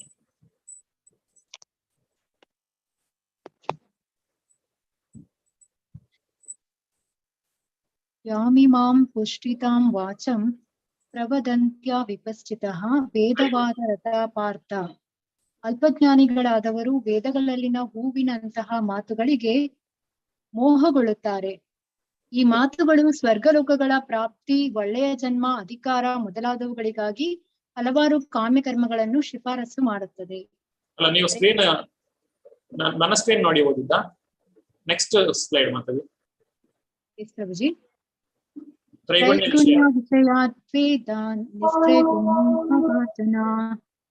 ವೇದಗಳು ಮುಖ್ಯವಾಗಿ ಭೌತಿಕ ಪ್ರಕೃತಿಯ 3 ಗುಣಗಳ ವಿಷಯದೊಂದಿಗೆ ವ್ಯವಹರಿಸುತ್ತದೆ. ಓ ಅರ್ಜುನ, ಈ 3 ಗುಣಗಳನ್ನು ಮೀರಿದವನಾಗು. ಹರೇ ಕೃಷ್ಣ. ಹರೇ ಕೃಷ್ಣ. 3 ಗುಣಗಳಿಗೆ 3 ಗುಣಗಳ ವಿಚಾರವನ್ನೇ ವೇದಗಳು ಹೇಳುವಂತಹದ್ದು. ಅದಕ್ಕಿಂತ ಹೆಚ್ಚಿನದನ್ನ ವೇದಗಳು ಹೇಳುವುದಿಲ್ಲ. ತ್ರೈಗುಣ್ಯ, ಸತ್ವ, ರಜಸ್ಸು ಮತ್ತೆ ತಮಗುಣಗಳು. ಈ ನಮ್ಮ ಸನಾತನ ಧರ್ಮ ಯಾವ ರೀತಿ ಅಂತ ಹೇಳಿದ್ರೆ, ಒಬ್ಬ ವ್ಯಕ್ತಿ ಯಾವುದೇ ಸ್ಥಳದಲ್ಲಿರ್ಲಿ ಜೀವನದಲ್ಲಿ ಎಲ್ಲರನ್ನು ಕೂಡ ತನ್ನತ್ತ ಸೆಳೆದುಕೊಳ್ತದೆ. ಯಾರನ್ನು ಕೂಡ ನಿರ್ಲಕ್ಷ್ಯ ಮಾಡುವುದಿಲ್ಲ, ಅಥವಾ ಯಾರನ್ನು ಕೂಡ ಒತ್ತಾಯ ಮಾಡುವುದಿಲ್ಲ. ಒಬ್ಬ ತಮೋಗುಣದಲ್ಲಿರುವಂತಹ ವ್ಯಕ್ತಿ ಅತ್ಯಂತ ಕಡುಪಾಪಿಯಾಗಿದ್ರೂ ಕೂಡ ಅವನಿಗೂ ಸರಿಯಾಗುವಂತಹ ಒಂದು ಧರ್ಮ ಕಾರ್ಯವನ್ನ ಅದು ಹೇಳಿಕೊಡ್ತದೆ. ನೀನು ತಮಗುಣದಲ್ಲಿದ್ದೀಯಾ, ನೀನು ಶೂದ್ರನಂತೆ ಬದುಕ್ತಾ ಇದ್ದೀಯಾ, ಸರಿ, ಪರವಾಗಿಲ್ಲ, ನೀನು ಅಲ್ಲಿದ್ದುಕೊಂಡೇ ನಿನ್ನ ಆ ಒಂದು ಆಧ್ಯಾತ್ಮಿಕ ಜೀವನವನ್ನ ಮಾಡಬಹುದು. ಇಲ್ಲ, ನೀನು ಒಬ್ಬ ವೈಶ್ಯನಂತೆ ರಜೋಗುಣದಲ್ಲಿದ್ದೀಯೋ, ಸರಿ, ನೀನು ಅದೇ ರೀತಿಯಾಗಿ ಧರ್ಮ ಕಾರ್ಯದಲ್ಲಿ ತೊಡಗಬಹುದು. ನೀನು ಕ್ಷತ್ರಿಯನ ಗುಣವನ್ನ ಹೊಂದಿದ್ದೀಯೋ, ರಜೋಗುಣವನ್ನ, ಅಧಿಕವಾದಂತಹ ರಜೋಗುಣವನ್ನ ಹೊಂದಿದ್ದೀಯೋ, ಅಥವಾ ಸ್ವಲ್ಪ ಸತ್ವಗುಣ ಮತ್ತೆ ರಜೋಗುಣದ ಮಿಶ್ರ ನಿನ್ನಲ್ಲಿದೆಯೋ, ನೀನು ಕ್ಷತ್ರಿಯನಾಗಿ ಜೀವನ ಮಾಡಬಹುದು. ಇಲ್ಲ, ನೀನು ಸತ್ವಗುಣವನ್ನ ಹೊಂದಿದ್ದೀಯೋ, ಆಗ ನಿನಗೆ ಬ್ರಾಹ್ಮಣನಂತೆ ಜೀವನವನ್ನ ಮಾಡಬಹುದು.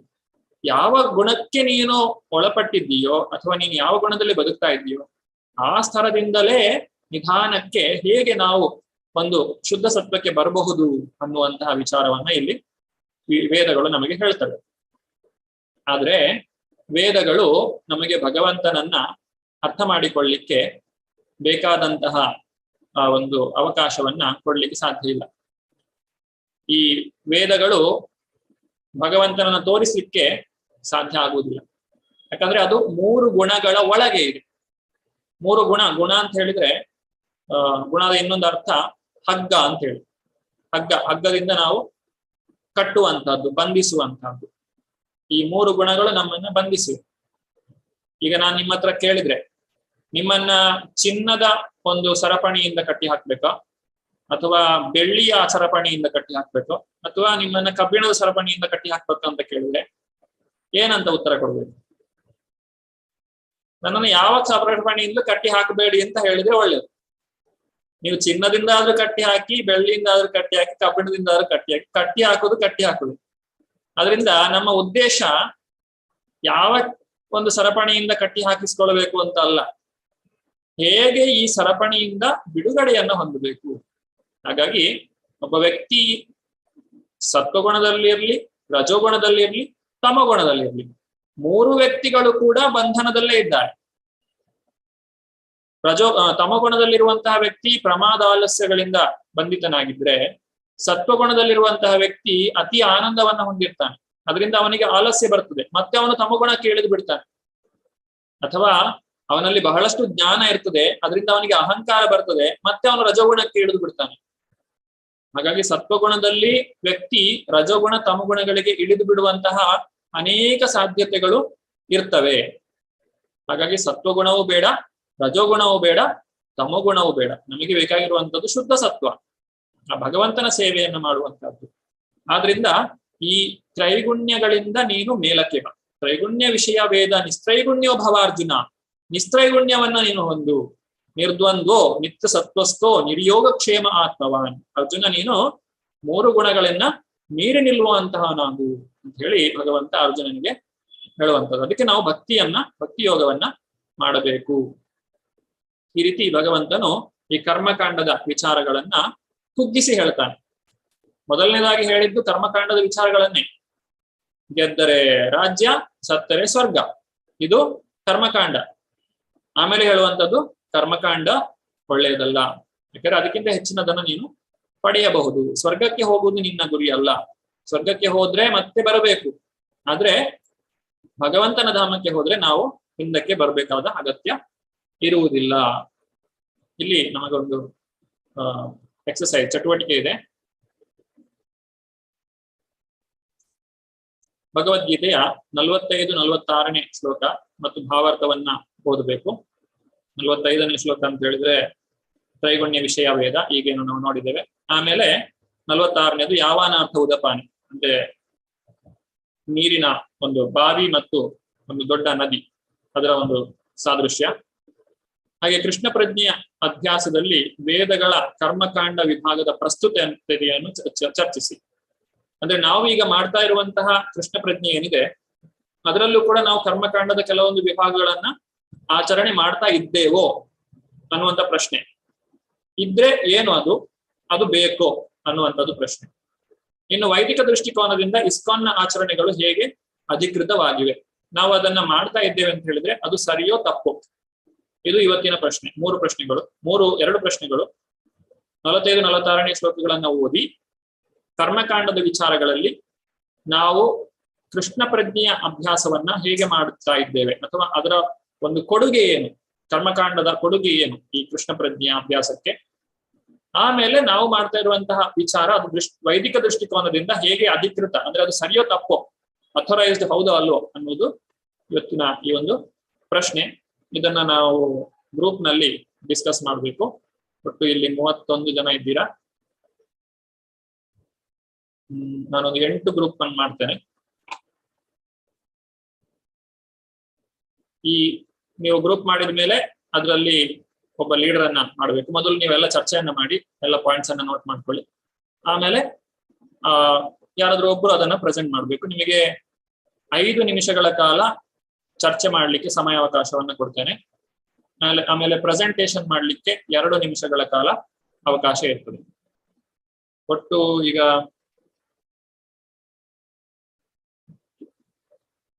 8 ಗ್ರೂಪ್ ಮಾಡ್ತೇನೆ.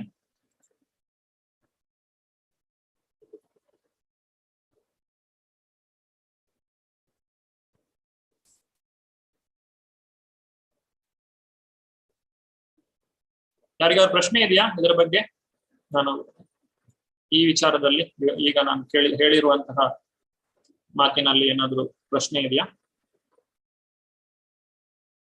ಓಕೆ, ಯಾರಿಗೂ ಏನು ಡೌಟ್ ಇಲ್ಲ ಅಂತ ಹೇಳಿದ್ರೆ ಈಗ ನಾನು ಗ್ರೂಪ್ ಕ್ರಿಯೇಟ್ ಮಾಡ್ತಾ ಇದ್ದೇನೆ.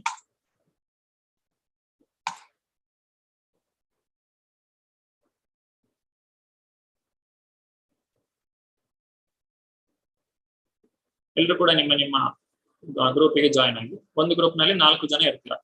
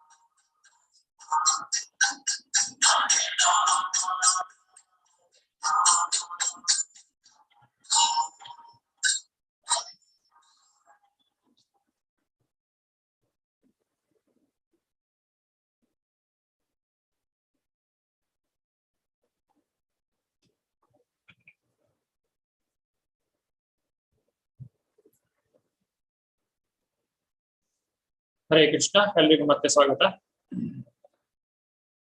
ಗ್ರೂಪ್ ಲೀಡರ್ಸ್ ಯಾರೆಲ್ಲ ಇದ್ದಾರೆ ದಯವಿಟ್ಟು ಕೈ ಮೇಲೆ ಎತ್ತಿ. ಯಾರೆಲ್ಲ ಪ್ರೆಸೆಂಟ್ ಮಾಡ್ತಾರೆ 2 ನಿಮಿಷಗಳ ಕಾಲ ನಿಮ್ಗೆ ಇದರಿಂದ ಏನ್ ಅರ್ಥ ಆಯ್ತು ಅದನ್ನ ಪ್ರೆಸೆಂಟ್ ಮಾಡಿ. ಕರ್ಮಕಾಂಡದ ವಿಚಾರವಾಗಿ ಈ ಮೊದಲನೇ ಶ್ಲೋಕ ಕರ್ಮಕಾಂಡದ ವಿಚಾರವಾಗಿ ಹೇಳಿದ್ರೆ, 2ನೇ ಶ್ಲೋಕ ಕರ್ಮಕಾಂಡಕ್ಕಿಂತ ಉತ್ತಮವಾದದ್ದು ಏನು ಅನ್ನೋದನ್ನ ಹೇಳ್ತಾ ಇದೆ.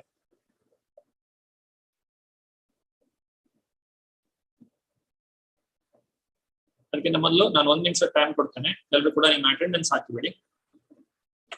ಚಾಟ್ ಬಾಕ್ಸ್ ನಲ್ಲಿ ಅಟೆಂಡೆನ್ಸ್ ಲಿಂಕ್ ಶೇರ್ ಮಾಡಿದ್ದೇನೆ.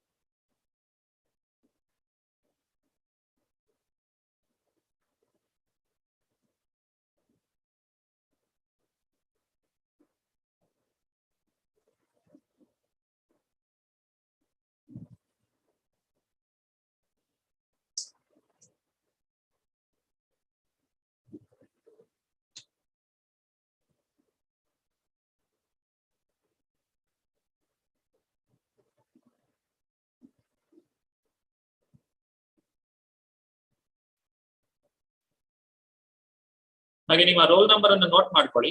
ನೀವು ಬರೆಯುವಂತ ನೀವು ಅಲ್ಲಿ ಕ್ಲಿಕ್ ಮಾಡುವಾಗ ನಿಮಗೆ ನಿಮ್ಮ ರೋಲ್ ನಂಬರ್ ಕೂಡ ಕಾಣಿಸ್ತದೆ.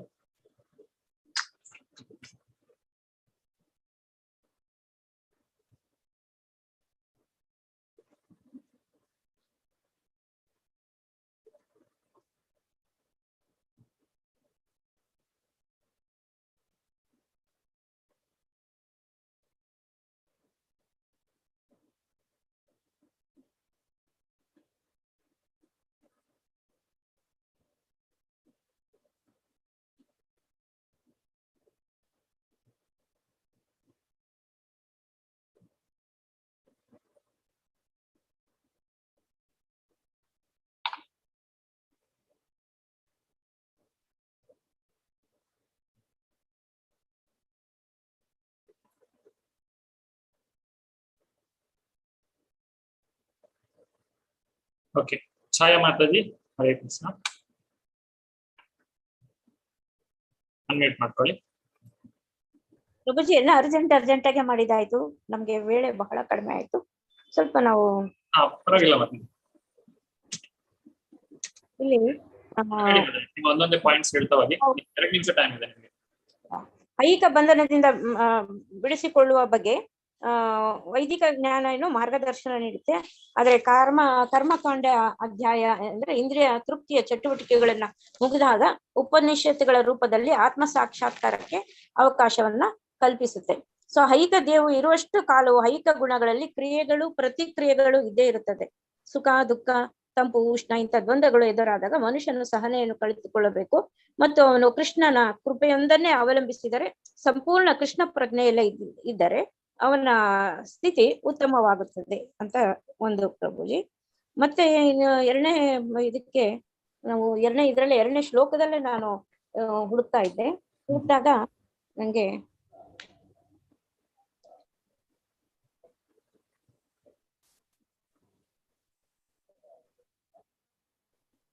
ಆತ್ಮ ಸಾಕ್ಷಾತ್ಕಾರದ ಅರ್ಥ ಕೃಷ್ಣನನ್ನು ಮತ್ತು ಅವನೊಡನೆ ನಮಗಿರುವ ಅನಂತವಾದ ಸಂಬಂಧವನ್ನು ಅರ್ಥ ಮಾಡಿಕೊಳ್ಳುವುದೇ ಆಗಿದೆ. ವೇದಾಂತವನ್ನು ಉಪನಿಷತ್ತುಗಳನ್ನು ಸಮಗ್ರವಾಗಿ ಅಧ್ಯಯನ ಮಾಡುವುದು ಸಾಧ್ಯವಿಲ್ಲ. ಹಾಗಾಗಿ ವೇದಗಳ ಉಪದೇಶಗಳು ಕಾರ್ಯಗತ ಮಾಡಲು ವಿಶೇಷ ಸಮಯ, ಶಕ್ತಿ, ಜ್ಞಾನ ಇವೆಲ್ಲ ಬೇಕಾಗುತ್ತೆ ನಮ್ಗೆ. ಹಾಗಾಗಿ ನಾವು ಭಗವಂತನ ಪವಿತ್ರವಾದ ಹೆಸರನ್ನು ಸಂಕೀರ್ತನೆ ಮಾಡುವುದರಿಂದ ನಮಗೆ ವೈದಿಕ ಸಂಸ್ಕೃತಿಯ ಅತ್ಯಂತ ಉತ್ತಮ ಗುರಿಯನ್ನು ಸಾಧಿಸಬಹುದು. ನಾನು ಇಷ್ಟು ಪಾಯಿಂಟ್ಸ್ ಅನ್ನ ಹಾಕೊಂಡೆ ಪ್ರಭುಜಿ. ಮತ್ತೆ ನಂಗೆ ಟೈಮ್. ಹರೇ ಕೃಷ್ಣ. ಮಲ್ಲಿಕಾ ಮಾತಾಜಿ ಹರೇ ಕೃಷ್ಣ. ಹರೇ ಕೃಷ್ಣ. ಹರೇ ಕೃಷ್ಣ ಪ್ರಭುಜಿ. ನಮ್ಮ ಗ್ರೂಪಿನಲ್ಲಿ ರಾಜಿ ಮಾತಾಜಿ ಮತ್ತು ಮುನಿರಾಜ್ ರಾಘವ್ ಇದ್ದಿದ್ರು. ಸೊ ನಾವೆಲ್ಲ ಎರಡೂ ಇದನ್ನ ಪರ್ಪರ್ಟ್ ಓದಿದ್ದೇವೆ, ಭಾವಾರ್ಥ ಓದಿದ್ದೇವೆ ಮತ್ತು ಪಾಯಿಂಟ್ಸ್ ಮಾಡಿದ್ದೇವೆ. ಇದರಲ್ಲಿ ಒಂದನೇದಂದ್ರೆ ಕೃಷ್ಣ ಕಾನ್ಶಿಯಸ್ನೆಸ್ ಅಭ್ಯಾಸದಲ್ಲಿ ವೇದಗಳ ಕರ್ಮಕಾಂಡದ ಒಂದು ಪ್ರಸ್ತುತತೆ. ಅಂದ್ರೆ ಇಲ್ಲಿ ಕರ್ಮಕಾಂಡ ಅಂತಂದ್ರೆ ಇಲ್ಲಿ ಕರ್ಮಕಾಂಡದಲ್ಲಿ ಎಲ್ಲಾ ವಿಧಿಗಳ ಯಾಗಗಳ ಉದ್ದೇಶ ಅಂತಂದ್ರೆ ಕ್ರಮೇಣ ಆತ್ಮ ಸಾಕ್ಷಾತ್ಕಾರ ಅಂದ್ರೆ ಅಂದ್ರೆ ಹಂತಗಳಲ್ಲಿ ಆತ್ಮ ಸಾಕ್ಷಾತ್ಕಾರವನ್ನ ಪಡ್ಕೊಳ್ಳಿಕ್ಕೆ ಹೆಲ್ಪ್ ಮಾಡುತ್ತೆ. ಅಂದ್ರೆ ಫಸ್ಟ್ ಫಲಾಕಾಂಕ್ಷಿ ಕರ್ಮ ಚಟುವಟಿಕೆಗಳು, ಆಮೇಲೆ ಇಂದ್ರಿಯ ತೃಪ್ತಿ, ಮತ್ತು ಇಂದ್ರಿಯ ತೃಪ್ತಿ ಆದ ಮೇಲೆ ಅಂದ್ರೆ ಧರ್ಮ ಅರ್ಥ ಆದ ಮೇಲೆ ಮೋಕ್ಷ. ಧರ್ಮ ಅರ್ಥ ಕಾಮ ಅಂತ ಆಮೇಲೆ ಮೋಕ್ಷ. ಅವಾಗ ನಿಧಾನವಾಗಿ ಬ್ರಹ್ಮ ಜಿಜ್ಞಾಸೆಗೆ ಬರ್ತದೆ ಲೆವೆಲ್ಗೆ. ಆ ಬ್ರಹ್ಮ ಜಿಜ್ಞಾಸೆಗೆ ಬಂದಾಗ ಉಪನಿಷತ್ತುಗಳು ಕೂಡ ಇದನ್ನ ಈ ಆತ್ಮ ಸಾಕ್ಷಾತ್ಕಾರ ಮಾಡ್ಕೊಳ್ಳಿಕ್ಕೆ ವೇದದಿಂದ ನಮಗೆ ಹೆಲ್ಪ್ ಮಾಡ್ತವೆ. ಸೊ ವೇದಗಳ ಉದ್ದೇಶ ಕೃಷ್ಣನನ್ನು ಅರಿತುಕೊಳ್ಳೋದು. ಆದ್ರೆ ಈ ವೇದಗಳು ನಮಗೆ ಕೃಷ್ಣನನ್ನು ಅರಿತುಕೊಳ್ತಕ್ಕಂತ ಈ ಗುರಿ ತಲುಪಲಿಕ್ಕೆ ಒಂದು ಕೃಷ್ಣ ಪ್ರಜ್ಞೆಯ ಲೆವೆಲ್ಗೆ ಅಷ್ಟೇ ಬರ್ಲಿಕ್ಕೆ ಹೆಲ್ಪ್ ಮಾಡ್ತವೆ. ಯಾಕಂದ್ರೆ ಇದರಲ್ಲಿ ಧರ್ಮದ ಒಂದು ಆ ಲೆವೆಲ್ ಇಂದ ಆತ್ಮ ಜಿಜ್ಞಾಸೆಯ ಲೆವೆಲ್ಗೆ ಅಷ್ಟೇ ಕರ್ಕೊಂಡು ಹೋಗ್ತದೆ. ರಿಯಲ್ ಕೃಷ್ಣ ಪ್ರಜ್ಞೆಗೆ ಅದು ಬರೋದಿಲ್ಲ, ಆ ಲೆವೆಲ್ಗೆ ಹೋಗಿ ಕರ್ಕೊಂಡು ಹೋಗ್ತದೆ. ಎರಡನೇದು ಅಂತಂದ್ರೆ ವೈದಿಕ ದೃಷ್ಟಿಕೋನದಿಂದ ಇಸ್ಕಾನ್ ಆಚರಣೆಯಲ್ಲಿ ಹೇಗೆ ಅಧಿಕೃತವಾಗಿ ಇದರ ಪ್ರಯೋಜನ ಆಗ್ತದೆ ಅಂತ. ಇದರಲ್ಲಿ ಪಾಯಿಂಟ್ಸ್ ಅಂತಂದ್ರೆ ನಾವು ತೆಗೆದಿದ್ದೇವೆ. ಅಂದ್ರೆ ಈ ಒಂದು ಕೃಷ್ಣ ಪ್ರಜ್ಞೆಯಲ್ಲಿ ಈಗಿನ ಕಾಲದಲ್ಲಿ ಈ ಒಂದು ವೇದಗಳನ್ನ ಅಥವಾ ಉಪನಿಷತ್ತುಗಳನ್ನ ಎಲ್ಲದನ್ನು ಓದ್ಲಿಕ್ಕೆ ಯಾರಿಗೂ ಕೂಡ ಈ ಕಲಿಯುಗದಲ್ಲಿ ಒಂದು ಅರ್ಥ ಮಾಡ್ಲಿಕ್ಕೂ ಆಗುದಿಲ್ಲ, ಬುದ್ಧಿ ಅಷ್ಟು ಇದಿಲ್ಲ, ಮೂಢರು. ಮತ್ತು ಎರಡನೆಯದು ಇಷ್ಟು ಕಾಲಾವಕಾಶವೂ ಇಲ್ಲ, ಆಯುಸ್ಸು ಕೂಡ ಅಲ್ಪ ಇರುತ್ತೆ. ಆದುದರಿಂದ ಚೈತನ್ಯ ಮಹಾಪ್ರಭುಗಳು ಈ ಒಂದು ಹರೇನಾಮ ಸಂಕೀರ್ತನೆಯನ್ನ ಕೊಟ್ಟಿದ್ದಾರೆ. ಅದನ್ನು ನಾವು ಮಾಡಿದರೆ ಈ ಪವಿತ್ರ ನಾಮ ಸಂಕೀರ್ತನೆ ಅದು ಕೃಷ್ಣ ಕಾನ್ಶಿಯಸ್ ನಲ್ಲಿ ಇದನ್ನ ಆಚರಿಸಿಕೊಂಡು ಬರ್ತಾ ಇದ್ದೇವೆ. ಸೊ ಅದರಿಂದ ಮಾಡಿದರೆ ಎಲ್ಲವೂ ಕೂಡ ಈ ಹರೇನಾಮ ಸಂಕೀರ್ತನೆ ಮಾಡಿದರೆ ನಮಗೆ ಎಲ್ಲ ಯಜ್ಞ ಯಾಗ ತಪಸ್ಸು ಎಲ್ಲ ಮಾಡಿದ ಒಂದು ಕರ್ಮಕಾಂಡದ ಎಲ್ಲ ಆಕ್ಟಿವಿಟೀಸ್ಗಳು ಹರಿನಾಮ ಸಂಕೀರ್ತನೆಯಲ್ಲಿ ಅದರಿಂದ ಬರ್ತದೆ. ಇದರಿಂದ ನಾವು ಈ ಒಂದು ಹರೇ ಕೃಷ್ಣ ಸಂಕೀರ್ತನೆ ಮಾಡೋದ್ರಿಂದ ನಾವು ನಮ್ಮ ಒಂದು ಎಲ್ಲ ಈ ಒಂದು ಇರ್ತಕ್ಕಂತಹ ಎಲ್ಲ ಕಲ್ಮಶಗಳನ್ನ ನಾವು ಕಳೆದುಕೊಂಡು ಕೃಷ್ಣನ ಬಗ್ಗೆ ನಾವು ಪಡ್ಕೋಬಹುದು ಮತ್ತು ಕೃಷ್ಣನನ್ನ ನಾವು ಅರ್ಥ ಮಾಡ್ಕೊಳ್ಬಹುದು ಈ ಭಕ್ತಿ ಸೇವೆಯಿಂದ ಅಂತ ಪ್ರಭುಜಿ ಎರಡು ವಿಚಾರ ನಾವು ಡಿಸ್ಕಸ್ ಮಾಡಿದ್ವು. ಅದರಿಂದ ಈ ಒಂದು ಇಷ್ಟೇ ಪ್ರಭುಜಿ ನಾವು ಡಿಸ್ಕಸ್ ಮಾಡಿದ್ದು. ಹರೇ ಕೃಷ್ಣ. ಸಂಗೀತ ಮಾತಾಜಿ. ಹರೇ ಕೃಷ್ಣ ಪ್ರಭುಜಿ. ಪ್ರಭುಜಿ ಮೊದಲನೇ ಪ್ರಶ್ನೆಗೆ ನಾವಿಲ್ಲಿ ಇವರು ಲೀನಾ ಮಾತಾಜಿ ಮತ್ತು ಹರಿಣಿ ಮಾತಾಜಿ ಅವರು ಹೀಗೆ ಪಾಯಿಂಟ್ಸ್ ಮಾಡಿದ್ದೇವೆ.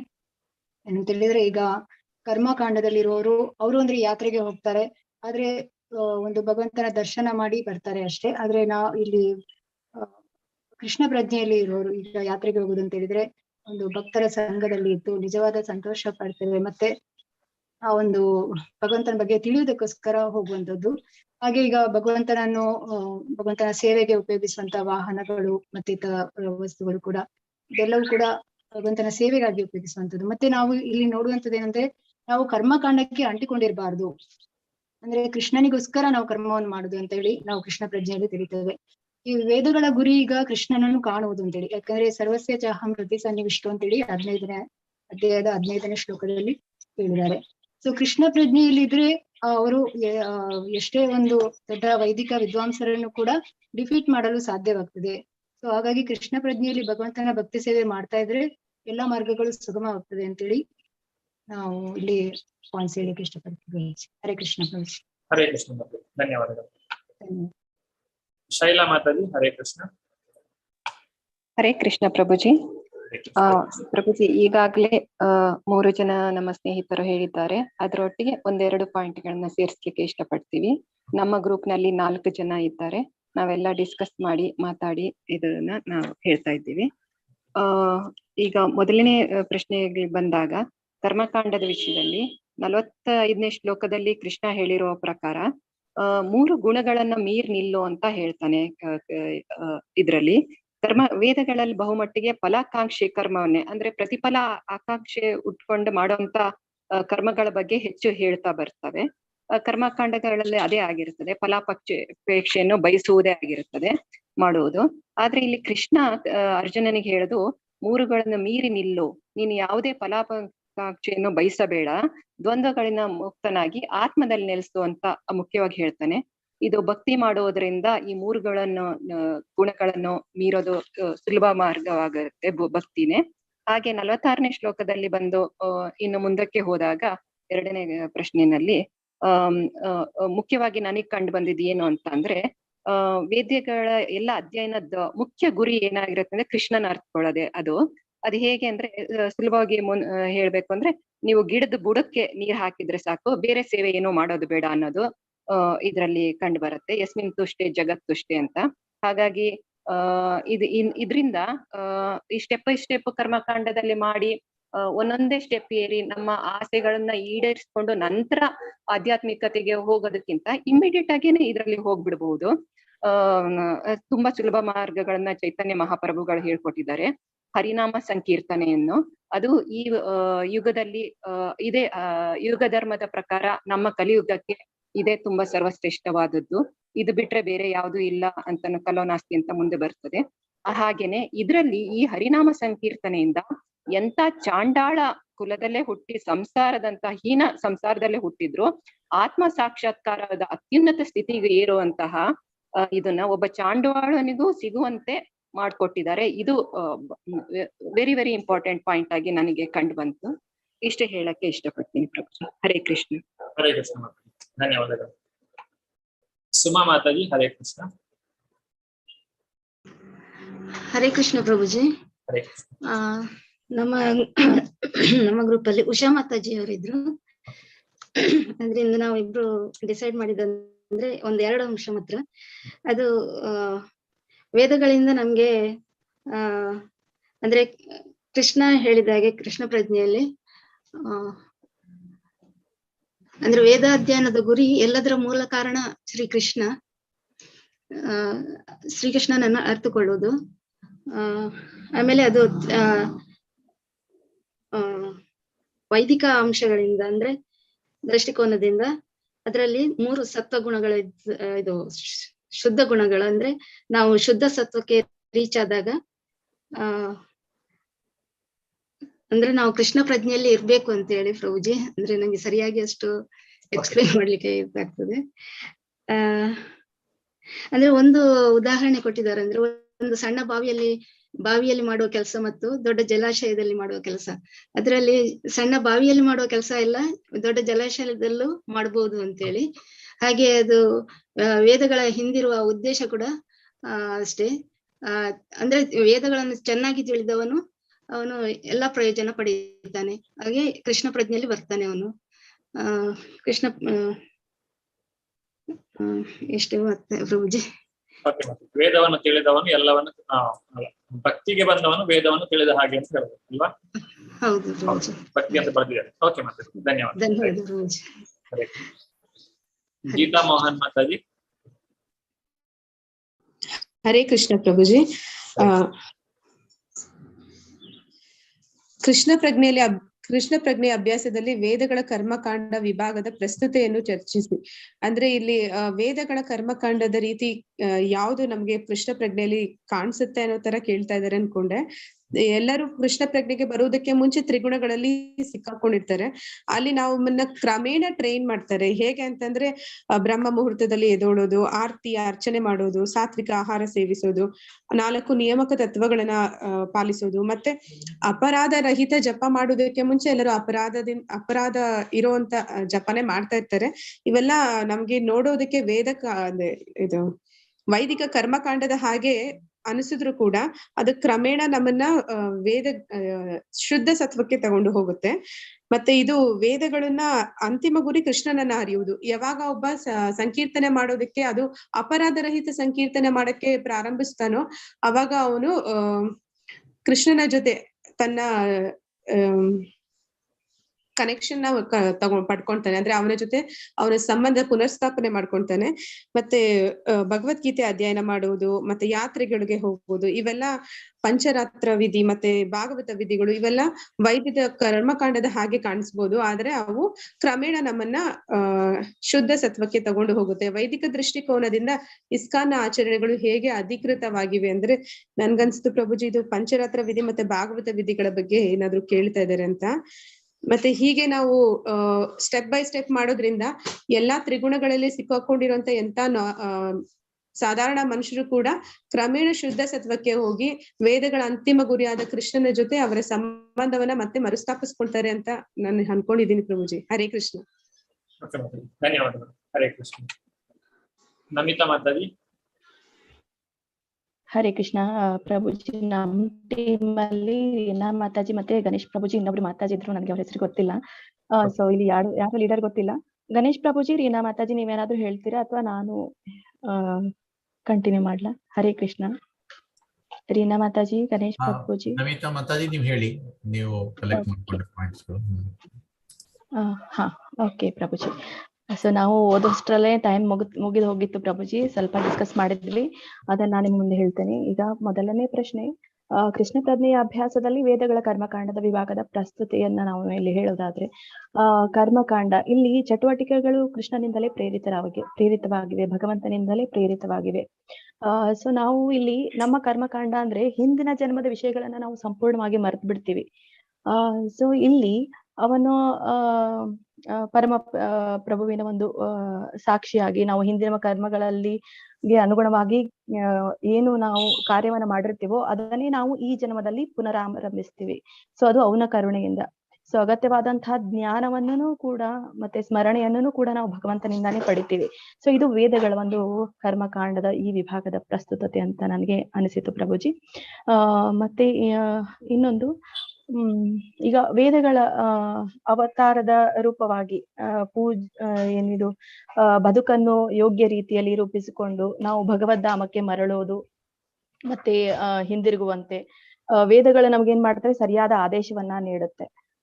ಇಲ್ಲಿ ನಾನು ವೇದಗಳು ಮತ್ತೆ ಕರ್ಮಕಾಂಡದ ಬಗ್ಗೆ ಹೇಳ್ತಾ ಇದ್ದೀನಿ. ಕರ್ಮಕಾಂಡ ಅಂತಂದ್ರೆ ನಮ್ದು ಪೂರ್ವ ಜನ್ಮದ ಒಂದು ಫಲಾನೇ ನಾವು ಈ ಜನ್ಮದಲ್ಲಿ ಪಡಿತೀವಿ. ಅದನ್ನ ನಾವು ಹಿಂದಿನ ಜನ್ಮದಲ್ಲಿ ಮರಿತೀವಿ. ಅದು ಮುಂದಿನ ಜನ್ಮದಲ್ಲಿ ನಮ್ಗೆ ಅದನ್ನ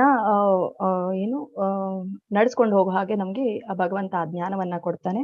ಇಲ್ಲಿ ವೇದಗಳ ಒಂದು ಸರಿಯಾದ ಆದೇಶವನ್ನ ಇದು ನಮ್ಗೆ ನೀಡುತ್ತೆ ಈ ಜನ್ಮದಲ್ಲಿ ಅಂತಂದ್ರೆ ಮುಂದುವರಿಸ್ಕೊಂಡು ಹೋಗ್ಲಿಕ್ಕೆ. ಸೊ ವೇದಗಳ ಜ್ಞಾನ ಅನ್ನೋದು ಈ ಒಂದು ದೇವೋತ್ತಮ ಪರಮ ಪುರುಷನಾದ ಕೃಷ್ಣನ ವಿಷಯವಾಗಿ ಈ ವೇದಗಳ ಜ್ಞಾನ ನಮ್ಗೆ ನೀಡುತ್ತೆ. ಸೊ ಈ ವೇದಗಳ ಜ್ಞಾನ ಈ ಯಾರು ವೇದವ್ಯಾಸರ ಅವತಾರದಲ್ಲಿ ಕೃಷ್ಣನೇ ಈ ವೇದಾಂತ ಸೂತ್ರವನ್ನ ನಮ್ಗೆ ನೀಡಿದ್ದಾರೆ. ಮತ್ತೆ ಇನ್ನೊಂದು, ಅನಂತ ಪ್ರವಿಷ್ಟ ಶಾಸ್ತ್ರ ಜನಾನಾಮ್ ಅಂತ ಇಲ್ಲಿ ಅಂದ್ರೆ ಜೀವಿಯು ತನ್ನ ಈಗಿನ ದೇಹವನ್ನ ಬಿಡತ್ಲೆ ಮರೆತು ಬಿಡ್ತಾನೆ ಅಂತ ನಾನು ಆಗಲೇ ಹೇಳಿದೆ. ಅದಕ್ಕೊಂದು ನಾನು ಇಲ್ಲಿ ಕೋಟ್ ಕೊಟ್ಟಿದ್ದೀನಿ ಪ್ರಭುಜಿ. ಸೊ ಹಾಗೇನೆ ಅವನು ಮರೆತ ಮೇಲೆ ಅದನ್ನ ಮುಂದುವರಿಸ್ಕೊಂಡು ಹೋಗುವಂತೆ ಕೃಷ್ಣ ಜ್ಞಾನ ಕೊಡ್ತಾನೆ. ಮತ್ತೆ ಇಲ್ಲಿ ಎರಡನೇದು ವೈದಿಕ ದೃಷ್ಟಿಕೋನದಿಂದ ಇಸ್ಕಾನ್ ಆಚರಣೆ ಹೇಗೆ ಅಧಿಕೃತವಾಗಿದೆ, ಇದು ಎರಡಕ್ಕೂ ನಾನು ಲಿಂಕ್ ಮಾಡಿ ಹೇಳ್ತೇನೆ ಪ್ರಭುಜಿ. ಇಲ್ಲಿ ವೇದಗಳು ಅಂದಾಗ ವೇದಗಳಲ್ಲಿ ಹೇಳಿರುವ ವಿಧಿಗಳನ್ನ ಆಚರಿಸುವುದು ಅಂತಂದ್ರೆ ವೈದಿಕ ತತ್ವ ಶಾಸ್ತ್ರ ಆಗಿರ್ಬೋದು, ಅವುಗಳನ್ನ ಚರ್ಚಿಸುವುದು ಮತ್ತೆ ಭಕ್ತಿ ಪೂರ್ವಕವಾಗಿ ಅವುಗಳನ್ನ ಪಾಲನೆಯನ್ನ ಮಾಡೋದಾಗ್ಲಿ ಈ ವೇದಗಳ ಮುಖ್ಯವಾದಂತಹ ಉದ್ದೇಶ. ಅದನ್ನು ನಾವು ಅರ್ಥ ಮಾಡಿಕೊಳ್ಳೋ ಹಾಗೆ ಕೃಷ್ಣನ್ ನಮ್ಗೆ ಅಂದ್ರೆ ಈ ಇಸ್ಕಾನ್ ನಮ್ಗೆ ಜ್ಞಾನವನ್ನ ಕೊಡುತ್ತೆ. ಸೊ ಇಸ್ಕಾನ್ ಇದು ಗೌಡಿಯ ಸಂಪ್ರದಾಯವನ್ನ ಪಾಲಿಸೋದ್ರಿಂದ, ವೈಷ್ಣವ ಗೌಡಿಯ ಸಂಪ್ರದಾಯವನ್ನ ಪಾಲಿಸೋದ್ರಿಂದ ಈ ಗೌಡಿಯ ವೈಷ್ಣವರ ಒಂದು ಮುಖ್ಯ ಉದ್ದೇಶ ಏನಾಗಿದೆ, ವೇದಗಳನ್ನ ಅನುಸರಿಸೋದು ಮತ್ತೆ ಆ ವೇದ ಗ್ರಂಥಗಳ ಬೋಧನೆಯನ್ನ ಮಾಡೋದು. ಈ ಒಂದು ವಿಧಿಯನ್ನ ಇದು ಒಳಗೊಂಡಿದೆ, ಅಂದ್ರೆ ಪ್ರಕ್ರಿಯೆಯನ್ನ ಇಸ್ಕಾನ್ ಅನುಸರಿಸುತ್ತೆ. ಸೊ ಹಾಗಾಗಿ ಇದು ಕೊಟ್ಟಂತಹ ಎಲ್ಲ ಆಚರಣೆಗಳು ಅಧಿಕೃತವಾಗಿವೆ ಅಂತ ನನಗನ್ಸುತ್ತೆ. ಯಾಕಂದ್ರೆ ಶ್ರೀಮದ್ ಭಾಗವತಂ ಒಳಗೊಂಡಂತೆ ವೇದಗಳು ಮತ್ತೆ ವೈದಿಕ ಗ್ರಂಥಗಳ ಬೋಧನೆಗಳನ್ನ ಇದು ಮಾಡುತ್ತೆ ಪ್ರಭು. ಧನ್ಯವಾದಗಳು. ಹರೇ ಕೃಷ್ಣ ಪ್ರಭು. ಹರೇ ಕೃಷ್ಣ. ಹರೇನಾ ಮಾತಾಜಿ. ಹರೇ ಕೃಷ್ಣ. ಹರೇ ಕೃಷ್ಣ ಪ್ರಭುಜಿ. ಪ್ರಣಾಮ ಪ್ರಭುಜಿ. ನಮಿತಾ ಮಾತಾಜಿ ಇರೋ ಗ್ರೂಪ್ ಅಲ್ಲೇ ನಾನು ಇದ್ದಿದ್ದು ಪ್ರಭುಜಿ. ಒಂದೇ ಒಂದು ವಿಷಯನ ನಾನು ಹೇಳಲಿಕ್ಕೆ ಇಷ್ಟಪಡ್ತೀನಿ. ನಾವು ಈ ಕೃಷ್ಣ ಪ್ರಜ್ಞೆಗೆ ಬರ್ಲಿಕ್ಕಿನ ಮುಂಚೆ ನಾವು ಏನ್ ಕರ್ಮಗಳನ್ನ ಮಾಡ್ತಾ ಇದ್ವೋ ಈಗ್ಲೂ ಸಹ ಅದೇ ಕರ್ಮಗಳನ್ನ ಮಾಡ್ತಾ ಇದೀವಿ ನಾವು. ಹೇಳೋದು, ಊಟ ಮಾಡೋದೇ ಆಗ್ಲಿ, ಸ್ನಾನ ಮಾಡೋದೇ ಆಗ್ಲಿ, ಪ್ರತಿಯೊಂದು ಕರ್ಮಗಳು ಹಾಗೆ ಇದೆ. ಎಲ್ಲಿ ವ್ಯತ್ಯಾಸ ಇದೆ ಅಂದ್ರೆ ನಮ್ಮ ಪ್ರಜ್ಞೆಯಲ್ಲಿ ಮಾತ್ರ ವ್ಯತ್ಯಾಸ ಆಗಿದೆ. ಎಲ್ಲವನ್ನ ನಾವು ಹಾಗೆ ಮಾಡ್ತಾ ಇದೀವಿ. ಬಟ್ ಇವಾಗೆಲ್ಲ ಕೃಷ್ಣನ ಸಂತೋಷಕ್ಕೋಸ್ಕರ ಮಾಡ್ಲಿಕ್ಕೆ ಟ್ರೈ ಮಾಡ್ತಾ ಇದೀವಿ. ಮೊದ್ಲು ಯಾವಾಗ್ಲೂ ನಾವು ನಮ್ಮ ಸಂತೋಷಕ್ಕೇನೆ ಮಾಡ್ತಾ ಇದ್ವಿ. ಏನೇ ಕಾರ್ಯ ಮಾಡಿದ್ರು ನಮ್ಗ್ ಸಂತೋಷ ಸಿಗ್ತಾ ಇದೆಯಾ ಅಂತ ನೋಡ್ತಾ ಇದ್ವಿ. ಈಗ ನಾವು ಕೃಷ್ಣನಿಗೆ ಸಂತೋಷ ಕೊಡ್ಲಿಕ್ಕೆ ನಾವು ಟ್ರೈ ಮಾಡ್ತಾ ಇದೀವಿ ಪ್ರಭುಜಿ ಆದಷ್ಟು. ಹರೇ ಕೃಷ್ಣ ಪ್ರಭುಜಿ. ಧನ್ಯವಾದಗಳು. ಹರೇ ಕೃಷ್ಣ. ಧನ್ಯವಾದ. ಎಲ್ಲರೂ ಕೂಡ ಬಹಳ ಚೆನ್ನಾಗಿ ವಿಚಾರಗಳನ್ನ ತಿಳಿಸಿಕೊಟ್ಟಿದ್ದೀರಾ. ಎಲ್ಲರೂ ಕೂಡ ಧನ್ಯವಾದಗಳು. ಮುಂದುವರಿಸ್ತಾ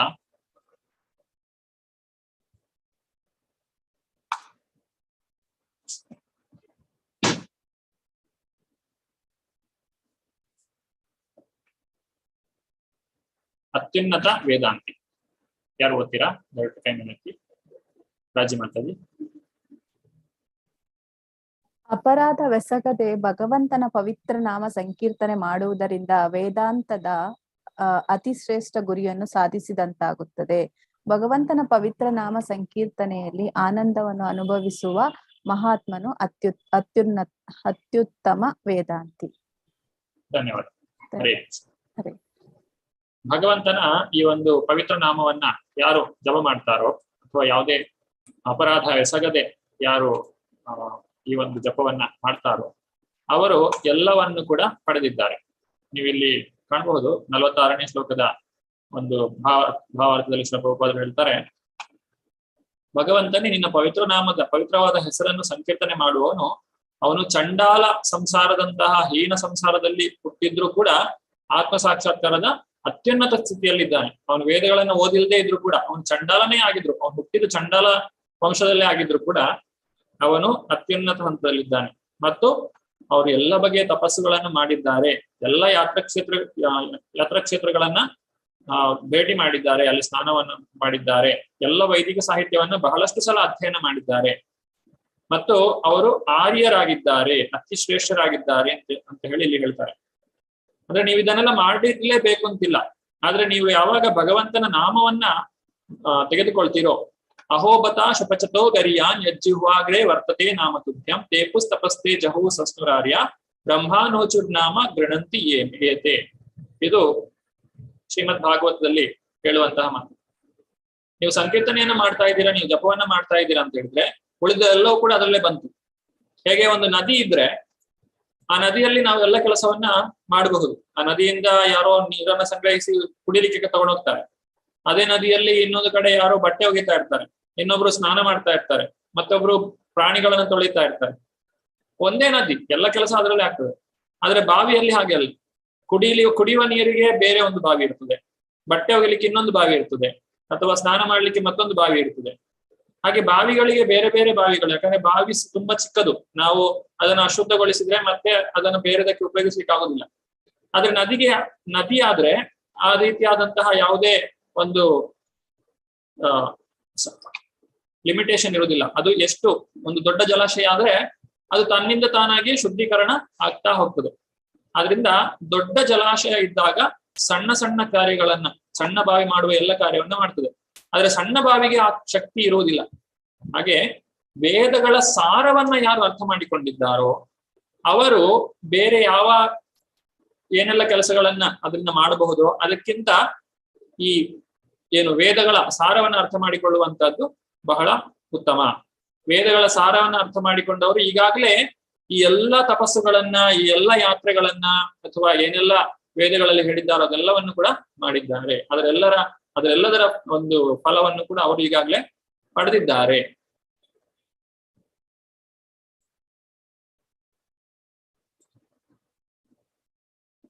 ಮುಂದುವರಿಸ್ತಾ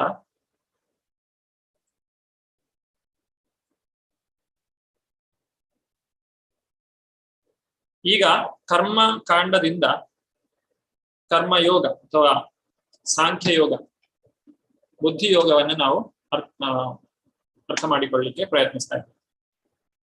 ಇಲ್ಲಿಯವರೆಗೆ ಕರ್ಮಕಾಂಡವನ್ನ ಅದು ಅಷ್ಟೊಂದು ಉತ್ತಮವಲ್ಲ ಅಂತ ಹೇಳಿ ಭಗವಂತ ಹೇಳಿ ಆಯ್ತು.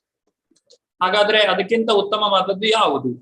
ಕರ್ಮಕಾಂಡಕ್ಕಿಂತ ಒಳ್ಳೆಯದು ಯಾವುದು? ಅದು ಈಗ ನಾವು ನೋಡ್ತಾ ಇರುವಂತಹ ಸಾಂಖ್ಯಯೋಗ ಅಥವಾ ಬುದ್ಧಿಯೋಗ ಅಥವಾ ಕರ್ಮಯೋಗ. ಕರ್ಮಯೋಗ ಹಂತದಲ್ಲಿ ಭಕ್ತನು ಅಥವಾ ವ್ಯಕ್ತಿಯು ಭಗವಂತನ ಒಂದು ಸಂಪರ್ಕವನ್ನ ಪಡೆಯುತ್ತಾನೆ. ಇದು ಆಧ್ಯಾತ್ಮಿಕ ಜೀವನದ ಪ್ರಾರಂಭ. ಕರ್ಮಕಾಂಡ ಒಬ್ಬ ವಿಕರ್ಮಿ ಅಥವಾ ಒಬ್ಬ ಪಾಪವನ್ನ ಮಾಡ್ತಾ ಇರುವಂತಹ ವ್ಯಕ್ತಿಯು ತಾನು ಆಧ್ಯಾತ್ಮಿಕ ವಿಷಯಗಳಲ್ಲಿ ಆಸಕ್ತಿಯನ್ನು ಗಳಿಸುವಂತೆ ಮಾಡ್ತದೆ. ಆದ್ರೆ ಯಾವಾಗ ಅವನು ಕರ್ಮಯೋಗವನ್ನ ಮಾಡ್ತಾನೋ ಅಥವಾ ತಾನು ಮಾಡ್ತಾ ಇರುವಂತಹ ಕರ್ಮದ ಅಥವಾ ಕಾರ್ಯದ ಒಂದು ಭಾಗವನ್ನ ಭಗವಂತನಿಗೆ ಅರ್ಪಿಸ್ತಾನೋ ಆಗ ಅವನ ಆಧ್ಯಾತ್ಮಿಕ ಜೀವನ ಪ್ರಾರಂಭವಾಗ್ತದೆ. ಹೀಗೆ ಭಗವಂತ ಹೇಳೋದು, ಈವರೆಗೆ ನಾನು ಈ ಜ್ಞಾನವನ್ನು ನಿನಗೆ ವಿಶ್ಲೇಷಣಾತ್ಮಕವಾಗಿ ತಿಳಿಸಿಕೊಟ್ಟಿದ್ದೇನೆ. ಅಂದ್ರೆ ಆತ್ಮಜ್ಞಾನವನ್ನು ಭಗವಂತ ತಿಳಿಸಿಕೊಟ್ಟಿದ್ದಾನೆ. ಈಗ ಬುದ್ಧಿಯೋಗದ ಮೂಲಕ ಇದನ್ನು ಹೇಳ್ತೇನೆ. ಈಗ ನಾನು ಇದನ್ನು ಕರ್ಮಫಲವಿಲ್ಲದೆ ಕೆಲಸ ಮಾಡುವ ರೀತಿಯಲ್ಲಿ ವಿವರಿಸುತ್ತೇನೆ, ಕೇಳು ಪ್ರಾರ್ಥನೆ. ನೀನು ಇಂತಹ ಜ್ಞಾನದಿಂದ ಕರ್ಮದಲ್ಲಿ ತೊಡಗಿದರೆ ಕರ್ಮ ಬಂಧನದಿಂದ ಮುಕ್ತನಾಗಬಹುದು. ಇದನ್ನ ಮಾಡೋದ್ರಿಂದ ನಿನಗೆ ಕರ್ಮಬಂಧನ ಬರುವುದಿಲ್ಲ. ಹೇಗೆ ಇದನ್ನ ಮಾಡುವಂಥದ್ದು? ಕರ್ಮಕಾಂಡವನ್ನ ಮಾಡಿದ್ರೆ ಕರ್ಮದ ಫಲ ದೊರಕ್ತದೆ. ಅವನು ಸ್ವರ್ಗಕ್ಕೆ ಹೋಗಬಹುದು, ಅಥವಾ ಅವನು ತಪ್ಪು ಮಾಡಿದ್ರೆ ಅವನು ಮತ್ತೆ ನರಕಕ್ಕೆ ಹೋಗಬಹುದು. ಆದ್ರೆ ಯಾವಾಗ ಕರ್ಮ ಯೋಗವನ್ನ ಅಥವಾ ಈ ಬುದ್ಧಿಯೋಗವನ್ನ ಮಾಡ್ತಾನೋ, ಕರ್ಮಯೋಗ ಬುದ್ಧಿಯೋಗಕ್ಕೆ ವ್ಯತ್ಯಾಸ ಇಲ್ಲ. ಇಲ್ಲಿ ನಾವು ಬುದ್ಧಿಯನ್ನ ಉಪಯೋಗಿಸಿ ಭಗವಂತನಿಗಾಗಿ ಕಾರ್ಯವನ್ನ ಮಾಡುವಂಥದ್ದು, ಅಥವಾ ಕರ್ಮವನ್ನ ಭಗವಂತನಿಗೆ, ಕರ್ಮದ ಫಲವನ್ನ ಭಗವಂತನಿಗೆ ಅರ್ಪಿಸುವಂತಹದ್ದು.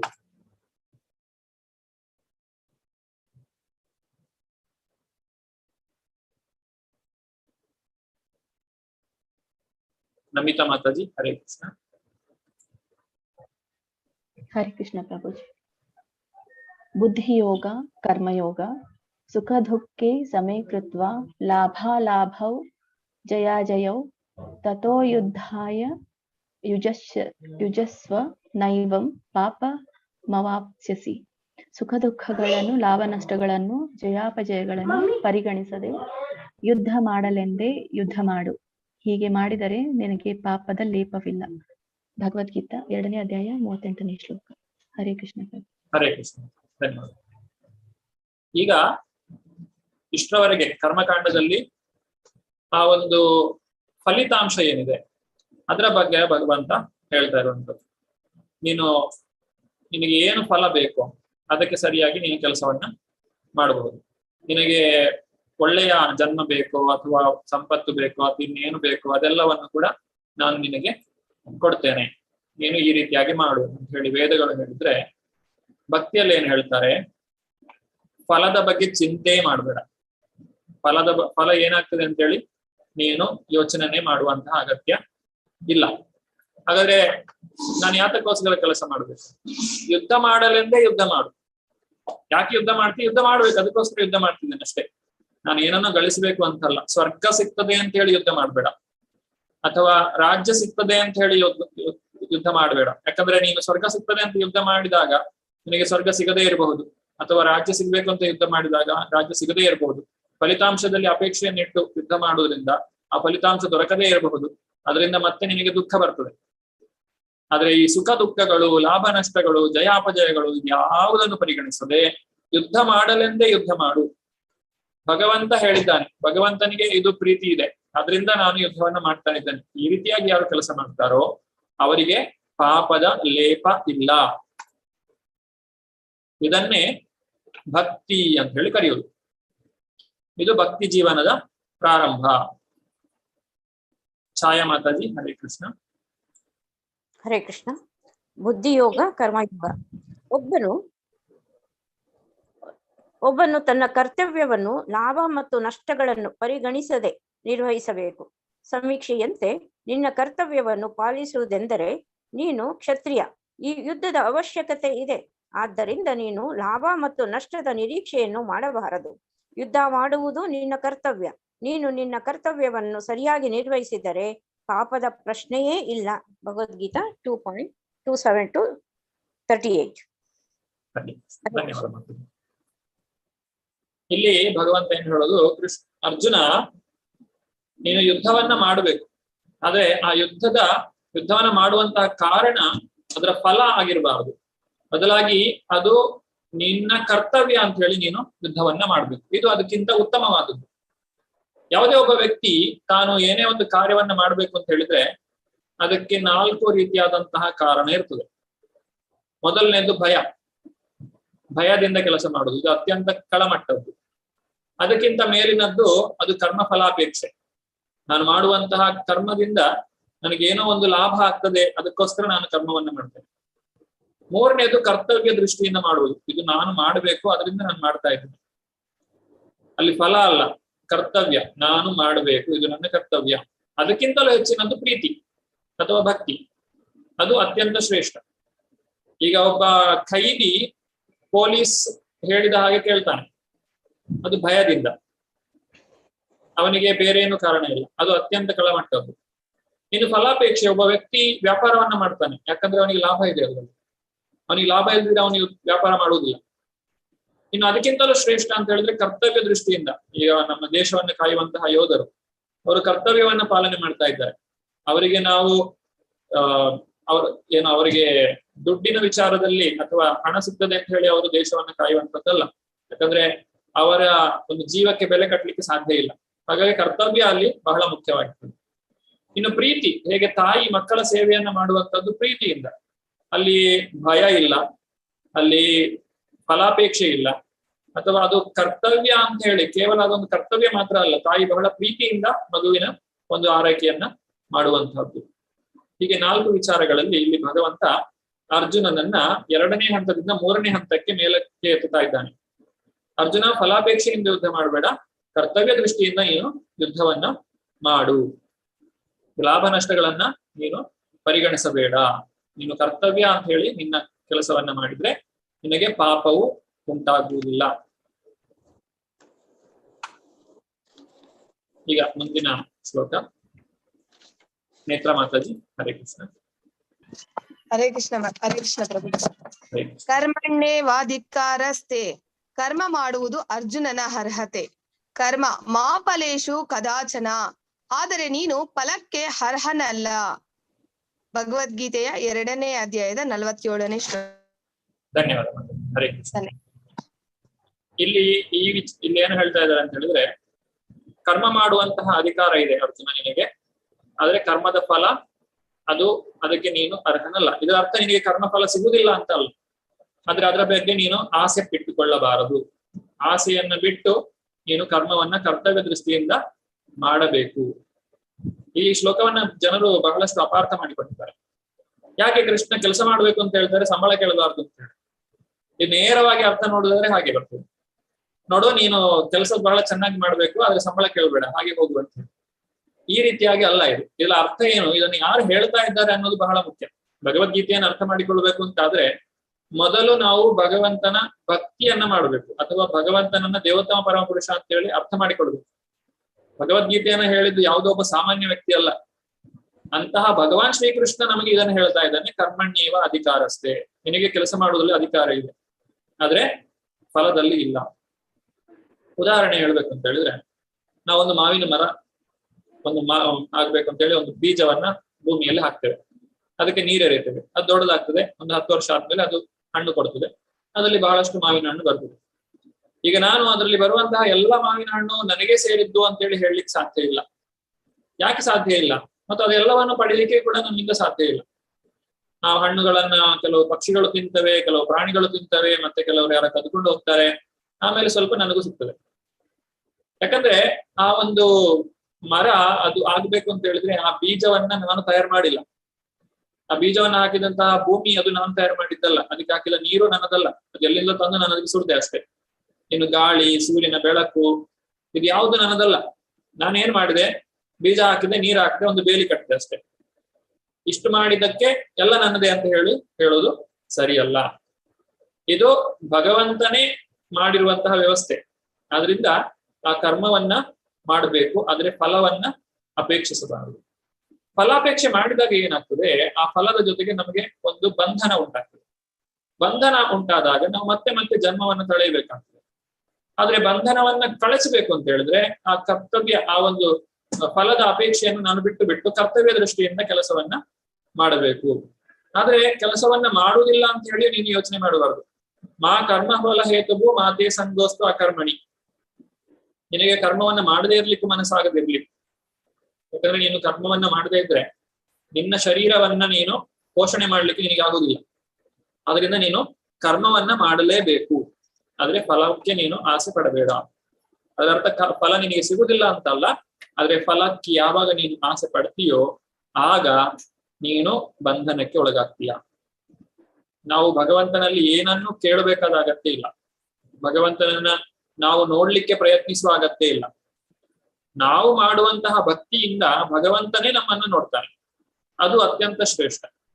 ನಾನು ಮಾಡುವ ಒಂದು ಭಕ್ತಿ ಕಾರ್ಯದಿಂದ ಭಗವಂತನೇ ನನ್ನನ್ನು ನೋಡ್ಬೇಕು ಅಂತಾದ್ರೆ ಅದು ಬಹಳ ಸುಲಭ ಕೂಡ ಭಗವಂತನಿಗೆ. ನಾವು ಭಗವಂತನನ್ನ ನೋಡುವುದು ಅಂತ ಹೇಳಿದ್ರೆ ಅದು ಬಹಳ ಕಷ್ಟ. ನಾವು ಈಗ ಒಂದು ದೇಶದ ಪ್ರಧಾನಮಂತ್ರಿಯನ್ನ ನೋಡ್ಬೇಕು ಅಂತ ಹೇಳಿದ್ರೆ ಅದು ಬಹಳ ಕಷ್ಟ. ಆದ್ರೆ ಪ್ರಧಾನಮಂತ್ರಿ ನಮ್ಮನ್ನ ನೋಡ್ಬೇಕು ಅಂತ ಹೇಳಿದ್ರೆ ಬಹಳ ಸುಲಭ. ಹಾಗೆ ನಾವು ಗುರುಗಳ ಆದೇಶದ ಪ್ರಕಾರ ನಮ್ಮ ಕಾರ್ಯಗಳನ್ನು ನಾವು ಮಾಡ್ತಾ ಹೋಗ್ಬೇಕು. ಆಗ ಭಗವಂತ ತಾನಾಗಿ ಒಲಿದು ಬರ್ತಾನೆ. ಈ ರೀತಿ ಕರ್ಮ ಫಲಾಪೇಕ್ಷೆ ಇಲ್ಲದೆ ಅರ್ಜುನನು ಕೆಲಸವನ್ನ ಮಾಡಬೇಕು.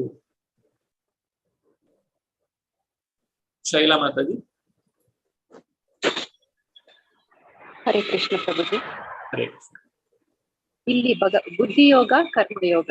ಇಲ್ಲಿ ಭಗವಂತ ಹೇಳುತ್ತಾನೆ, ನೀನು ನಿನ್ನ ಕರ್ತವ್ಯವನ್ನು ನಿಲ್ಲಿಸಲು ಸಾಧ್ಯವಿಲ್ಲ, ನಿನ್ನ ಕರ್ತವ್ಯಗಳ ಫಲವನ್ನು ಆನಂದಿಸಲು ಸಾಧ್ಯವಿಲ್ಲ. ಅದು ಆಧ್ಯಾತ್ಮಿಕ ನೆಲೆಯ ಕರ್ತವ್ಯ. ಹರೇ ಕೃಷ್ಣ. ಧನ್ಯವಾದ. ಹರೇ ಕೃಷ್ಣ. ಇಲ್ಲಿ ಭಗವಂತ ಹೇಳೋದು, ಅರ್ಜುನ ನಿನ್ನ ಕರ್ತವ್ಯವನ್ನು ನೀನು ನಿಲ್ಲಿಸ್ಲಿಕ್ಕೆ ಸಾಧ್ಯ ಇಲ್ಲ. ನೀನೊಬ್ಬ ಕ್ಷತ್ರಿಯ, ಯುದ್ಧ ಮಾಡುವುದು ನಿನ್ನ ಸ್ವಭಾವ. ನೀನು ಇಲ್ಲಿ ಯುದ್ಧ ಮಾಡದಿದ್ರೆ ಬೇರೆ ಎಲ್ಲಿಯಾದ್ರೂ ಯುದ್ಧವನ್ನ ಮಾಡ್ತೀಯ. ಆದ್ರಿಂದ ನೀನು ನಿನ್ನ ಕರ್ತವ್ಯವನ್ನ ಬಿಟ್ಟು ಬಿಡಬಾರದು. ನಿನ್ನ ಕರ್ತವ್ಯಗಳ ಫಲವನ್ನು ಕೂಡ ನೀನು ಆನಂದಿಸ್ಲಿಕ್ಕೆ ಸಾಧ್ಯ ಇಲ್ಲ. ಅದು ಆಧ್ಯಾತ್ಮಿಕ ನೆಲೆಯ ಕರ್ತವ್ಯ. ಅದರಿಂದ ನೀನು ಈಗ ಏನ್ ಮಾಡ್ಬೇಕು ಅಂತ ಹೇಳಿದ್ರೆ,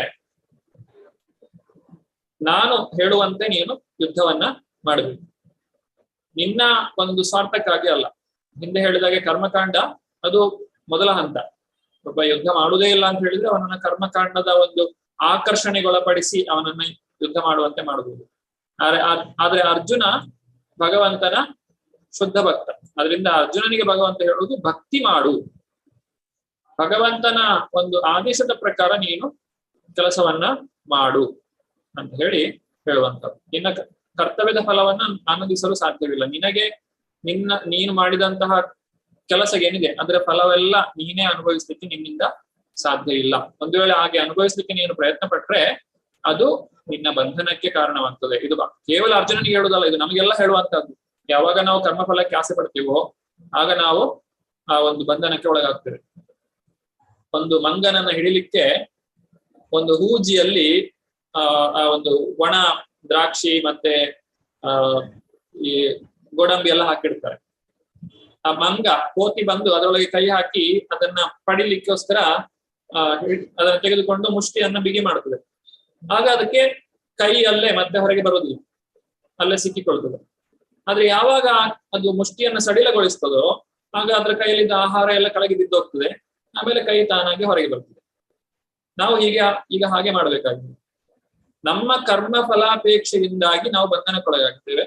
ಯಾವಾಗ ಕರ್ಮ ಫಲಾಪೇಕ್ಷೆಯನ್ನ ಬಿಟ್ಟು ಬಿಡ್ತೇವೋ ಆಗ ಸುಲಭವಾಗಿ ನಾವು ಈ ಬಂಧನದಿಂದ ಹೊರಗೆ ಬರಬಹುದು.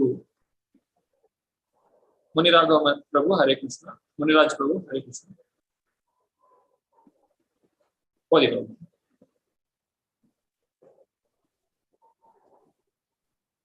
ಅಥವಾ ಅರ್ಚನಾ ಮಂತತಿ. ಹರೇ ಕೃಷ್ಣ.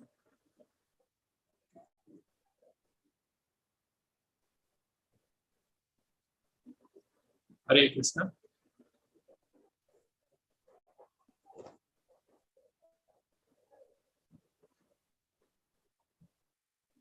ಮಲ್ಲಿಕಾ ಮಾತಾಜಿ. ಹರೇ ಕೃಷ್ಣ. ಹರೇ ಕೃಷ್ಣ ಪ್ರಭುಜಿ. ಹರೇ ಕೃಷ್ಣ. ಬುದ್ಧಿ ಯೋಗ ಕರ್ಮ ಯೋಗ. ಯೋಗಸ್ಥಃ ಕುರು ಕರ್ಮಾಣಿ ಸಂಗಂ ತ್ಯಕ್ತ್ವಾ ಧನಂಜಯ ಸಿದ್ಧ್ಯ ಸಿದ್ಧ್ಯೋಃ ಸಮೋ ಭೂತ್ವಾ ಸಮತ್ವಂ ಯೋಗ ಉಚ್ಯತೆ. ಗೆಲುವು ಸೋಲುಗಳಲ್ಲಿ ಯಾವುದೇ ಆಸಕ್ತಿಯನ್ನು ಇಟ್ಟುಕೊಳ್ಳದೆ ಸಮಚಿತ್ತದಿಂದ ನಿನ್ನ ಕರ್ತವ್ಯವನ್ನು ಮಾಡು. ಅರ್ಜುನ, ಇಂತಹ ಸಮಚಿತ್ತತೆಗೆ ಯೋಗ ಎಂದು ಹೆಸರು. ಭಗವದ್ಗೀತೆ 2.48. ಹರೇ ಕೃಷ್ಣ. ಇದನ್ನ ಯೋಗ ಅಂತ ಹೇಳ್ತಾರೆ. ಯಾವುದನ್ನ ಯೋಗ? ಯೋಗ ಅಂತ ಹೇಳಿದ್ರೆ ಭಗವಂತನ ಜೊತೆಗೆ ನಮ್ಮನ್ನು ನಾವು ಸೇರಿಸಿಕೊಳ್ಳುವಂಥದ್ದು. ಹಾಗೆ ಮಾಡ್ಬೇಕಾದ್ರೆ ಏನ್ ಮಾಡ್ಬೇಕು? ಯಾವುದೇ ಫಲದ ಅಪೇಕ್ಷೆ ಇರಬಾರ್ದು. ಈಗ ಒಬ್ಬ ವ್ಯಕ್ತಿ ಒಂದು ವ್ಯಾಪಾರವನ್ನ ಪ್ರಾರಂಭಿಸ್ತಾನೆ, ಅವನಿಗೆ ಗೆಲುವು ಸೋಲುಗಳ ಬಗ್ಗೆಯೇ ಚಿಂತೆ ಆದ್ರೆ, ನಾನು ಲಾಭ ಮಾಡ್ತೇನೋ ನಷ್ಟ ಮಾಡ್ತೇನೋ ಅಂತ ಹೇಳಿ ಚಿಂತೆ ಮಾಡ್ತಾ ಕೂತ್ರೆ ಅವನು ವ್ಯಾಪಾರ ಮಾಡ್ಲಿಕ್ಕೆ ಸಾಧ್ಯ ಇಲ್ಲ. ಅದು ಗೆಲುವಾದ್ರೂ ಆಗ್ಲಿ ಸೋಲಾದ್ರೂ ಆಗ್ಲಿ ನಾನು ನನ್ನ ಕರ್ತವ್ಯವನ್ನ ಮಾಡ್ತೇನೆ ಅಂತೇಳಿ ಮುಂದುವರೆದ್ರೆ ಅವನು ಅದರಲ್ಲಿ ಏನಾದ್ರೂ ಒಂದು ಅಭಿವೃದ್ಧಿಯನ್ನ ಸಾಧಿಸಬಹುದು ಅಥವಾ ಏನಾದ್ರೂ ಗಳಿಸ್ಲಿಕ್ಕೆ ಅವನಿಗೆ ಸಾಧ್ಯ ಆಗ್ತದೆ.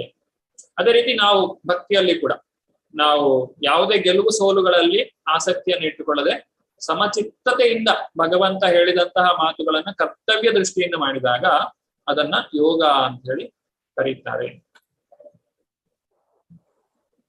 ನಂದಿನಿ ಮಾತಾಜಿ. ಹರೇ ಕೃಷ್ಣ. ಹರೇ ಕೃಷ್ಣ. ಬುದ್ಧಿಯೋಗ ಹರೇ ಕೃಷ್ಣ. ಬುದ್ಧಿಯೋಗ ಕರ್ಮಯೋಗ.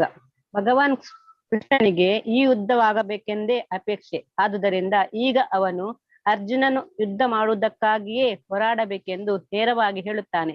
ಈ ಶ್ಲೋಕದಲ್ಲಿ ಕೃಷ್ಣನು ಅರ್ಜುನನಿಗೆ ಇದರ ಸೂಚನೆಯನ್ನು ಕೊಡುತ್ತಿದ್ದಾನೆ. ಪರೋಕ್ಷಕವಾಗಿ ಅರ್ಜುನನಿಗೆ ಕೃಷ್ಣನು ಹೇಳಿದಂತೆ ವರ್ತಿಸಲು ಸಲಹೆ ನೀಡಲಾಯಿತು. 2:48 ಪರ್ಪಟ್. ಹೀಗೆ ಭಗವಂತ ಹೇಳುವುದು, ಈ ಯುದ್ಧ ನನಗೆ ಬೇಕು, ಈ ಯುದ್ಧವನ್ನ ಆಡಬೇಕು ಅನ್ನುವಂಥದ್ದೇ ನನ್ನ ಅಪೇಕ್ಷೆಯಾಗಿದೆ. ಆದ್ರಿಂದ ನೀನು ಯುದ್ಧವನ್ನ ಮಾಡಬೇಕು. ಇದನ್ನು ನೇರವಾಗಿ ಭಗವಂತ ಹೇಳ್ತಾ ಇದ್ದಾರೆ. ಇದನ್ನ ಭಗವಂತ ಅರ್ಜುನನಿಗೆ ಸೂಚನೆಯನ್ನ ಕೊಡ್ತಾ ಇದ್ದಾನೆ. ಯಾವಾಗ ನಾವು ಭಗವಂತ ಹೇಳಿದ ಹಾಗೆ ಕಾರ್ಯವನ್ನ ನಿರ್ವಹಿಸ್ತೇವೋ ಅದನ್ನ ಭಕ್ತಿ ಅಂತ ಕರೀತಾರೆ. ಭಕ್ತಿ ಅಂತ ಹೇಳಿದ್ರೆ ಭಗವಂತನಿಗೆ ಪ್ರೀತಿಯಾಗುವ ರೀತಿಯಲ್ಲಿ ನಡೆದುಕೊಳ್ಳುವಂತಹದ್ದು, ಅದೇ ನಿಜವಾದಂತಹ ಭಕ್ತಿ. ಆ ಭಕ್ತಿಯನ್ನ ಇಲ್ಲಿ ಮಾಡು ಅಂತ ಹೇಳಿ ಅರ್ಜುನನಿಗೆ ಹೇಳೋದು. ಈಗ ಅರ್ಜುನ ಒಬ್ಬ ಯೋಧ ಆದ್ರಿಂದ ಅವನಿಗೆ ಭಕ್ತಿ ಮಾಡೋದು ಅವನ ಕರ್ತವ್ಯವಾಗ್ತದೆ. ಹಾಗಂತೇಳಿ ನಾವೆಲ್ಲರೂ ಕೂಡ ಯುದ್ಧವನ್ನ ಮಾಡ್ಬೇಕು ಅಂತಲ್ಲ. ನಾವೆಲ್ಲರೂ ಸಮಾಜದಲ್ಲಿ ಬೇರೆ ಬೇರೆ ರೀತಿಯಾದಂತಹ ಒಂದು ಕರ್ತವ್ಯಗಳನ್ನ ಹೊಂದಿದ್ದೇವೆ. ಒಬ್ಬ ವ್ಯಕ್ತಿ ಒಂದು ಡಾಕ್ಟರ್ ಆಗಿರ್ಬೋದು, ಒಬ್ಬ ಇಂಜಿನಿಯರ್ ಆಗಿರ್ಬೋದು, ಅಥವಾ ಒಬ್ಬ ಟೀಚರ್ ಆಗಿರ್ಬೋದು. ಇದೆಲ್ಲವೂ ಕೂಡ ನಮ್ಮ ನಮ್ಮ ಕರ್ತವ್ಯ. ಅವುಗಳನ್ನ ನಾವು ಮಾಡ್ತಾನೆ ನಮ್ಮ ಭಕ್ತಿಯನ್ನು ಕೂಡ ನಾವು ಮಾಡಬೇಕು. ಅವುಗಳೆಲ್ಲವನ್ನು ಕೂಡ ಬಿಟ್ಟು ಬಿಡಿ ಅಂತ ಹೇಳಿ ಭಗವದ್ಗೀತೆ ಯಾವತ್ತೂ ಹೇಳುವುದಿಲ್ಲ. ಭಗವದ್ಗೀತೆ ಕೇಳಿದಂತಹ ಅರ್ಜುನ ಯುದ್ಧವನ್ನ ಮಾಡಿದ, ಅವನು ಸನ್ಯಾಸವನ್ನ ತೆಗೆದುಕೊಳ್ಳಿಲ್ಲ. ಹಾಗೆ ಭಗವದ್ಗೀತೆಯನ್ನು ಓದಿದವರೆಲ್ಲರೂ ಕೂಡ ಸನ್ಯಾಸಿಗಳಾಗ್ತಾರೆ ಅಂತ ಹೇಳಿ ನಾವು ತಪ್ಪು ತಿಳ್ಕೊಳ್ಳಬಾರದು. ಭಗವದ್ಗೀತೆಯನ್ನ ನಾವು ಓದಿದ್ರೆ, ಭಗವದ್ಗೀತೆಯನ್ನ ಅರ್ಥ ಮಾಡಿಕೊಂಡ್ರೆ ನಾವು ನಮ್ಮ ಕರ್ತವ್ಯವನ್ನ ಸರಿಯಾದಂತಹ ಮನಸ್ಥಿತಿಯಿಂದ ಮಾಡ್ಲಿಕ್ಕೆ ಸಾಧ್ಯ ಆಗ್ತದೆ. ಅದರ ನಿಜವಾದಂತಹ ಉದ್ದೇಶವನ್ನ ಅರ್ಥ ಮಾಡಿಕೊಳ್ಳಿಕ್ಕೆ ಸಾಧ್ಯ ಆಗ್ತದೆ. ನಮ್ಮ ಎಲ್ಲ ಕಾರ್ಯಗಳನ್ನು ಭಕ್ತಿ ಸೇವೆಯನ್ನಾಗಿ ಮಾಡಿಕೊಳ್ಳಿಕ್ಕೆ ನಮಗೆ ಸಾಧ್ಯವಾಗ್ತದೆ. ಹೀಗೆ ಇವತ್ತಿನ ದಿವಸ ನಾವು 3 ವಿಚಾರಗಳನ್ನ ನೋಡಿದ್ದೇವೆ. ಮೊದಲನೇದ್ದು ಅನುಕಂಪ. ಅದಕ್ಕೆ ಭಗವಂತ ಅರ್ಜುನನಿಗೆ ಆ ಒಂದು ಆತ್ಮಜ್ಞಾನವನ್ನ ಕೊಡ್ತಾನೆ. ಆಮೇಲೆ ಆನಂದವಿಲ್ಲ ಅಂತ ಹೇಳಿ ಹೇಳ್ತಾನೆ ಅರ್ಜುನ, ಅದಕ್ಕೆ ಭಗವಂತ ಕರ್ಮಕಾಂಡವನ್ನ ಹೇಳ್ತಾನೆ. ಗೆದ್ದರೆ ರಾಜ್ಯ, ಸತ್ತರೆ ಸ್ವರ್ಗ. ಆಮೇಲೆ ಪಾಪದ ಪ್ರತಿಕ್ರಿಯೆಗಳು, ಅರ್ಜುನನಿಗೆ ಅವನು ಯುದ್ಧವನ್ನ ಮಾಡದೇ ಇದ್ರೆ ಅವನಿಗೆ ಪಾಪ ಬರ್ತದೆ, ಯುದ್ಧವನ್ನ ಮಾಡಿದ್ರೆ ಯಾವುದೇ ಪಾಪ ಇಲ್ಲ, ಅದಕ್ಕೆ ಯಾವುದೇ ಪ್ರತಿಕ್ರಿಯೆ ಇಲ್ಲ. ಮತ್ತೆ ಬುದ್ಧಿಯೋಗ ಅಥವಾ ಕರ್ಮಯೋಗದ ಮೂಲಕ ಕೆಲಸವನ್ನ ಮಾಡುವುದರಿಂದ ಪಾಪ ಕರ್ಮದ ಪ್ರತಿಕ್ರಿಯೆಗಳು ವ್ಯಕ್ತಿಗೆ ದೊರಕುವುದಿಲ್ಲ. ಯಾಕಂದ್ರೆ ಇಲ್ಲಿ ಅರ್ಜುನನು ಭಗವಂತನ ಮಾತಿನ ಪ್ರಕಾರವೇ ತನ್ನ ಕಾರ್ಯವನ್ನ ಮಾಡ್ತಾ ಇದ್ದಾನೆ. ಶ್ರೀಲ ಭಕ್ತಿ ವಿನೋದ್ ಠಾಕೂರರು ಹೇಳುವಂತಹ ಮಾತು. ಶ್ರೀಲ ಭಕ್ತಿ ವಿನೋದ್ ಠಾಕೂರರು ಅಂತ ಹೇಳಿದ್ರೆ ಇವರು ಶ್ರೀಲ ಪ್ರಭುಪಾದರ ಗುರುಗಳಾದಂತಹ ಶ್ರೀಲ ಭಕ್ತಿ ಸಿದ್ಧಾಂತ ಸರಸ್ವತಿ ಠಾಕೂರರ ತಂದೆ, ಅಥವಾ ಶ್ರೀಲ ಭಕ್ತಿ ಸಿದ್ಧಾಂತ ಸರಸ್ವತಿ ಠಾಕೂರರು ಶ್ರೀಲ ಗೌರಕಿಶೋರದಾಸ ಬಾಬಾಜಿ ಅವರ ಶಿಷ್ಯರು, ಮತ್ತು ಗೌರಕಿಶೋರದಾಸ ಬಾಬಾಜಿ ಅವರು ಭಕ್ತಿವಿನೋದ್ ಠಾಕೂರರ ಶಿಷ್ಯ. ಹೀಗೆ ಇವರು ಹೇಳಿರುವಂತಹ ಈ ಒಂದು ಉಲ್ಲೇಖವನ್ನು ನಾವು ಈಗ ನೋಡ್ತಾ ಇದ್ದೇವೆ.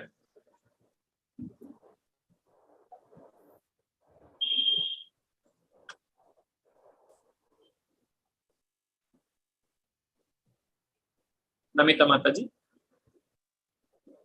ಹರೇ ಕೃಷ್ಣ ಪ್ರಭುಜಿ. ಹರೇ ಕೃಷ್ಣ. ಭಗವದ್ಗೀತಾ ಅಧ್ಯಾಯ 2ರ ವಿಮರ್ಶೆ.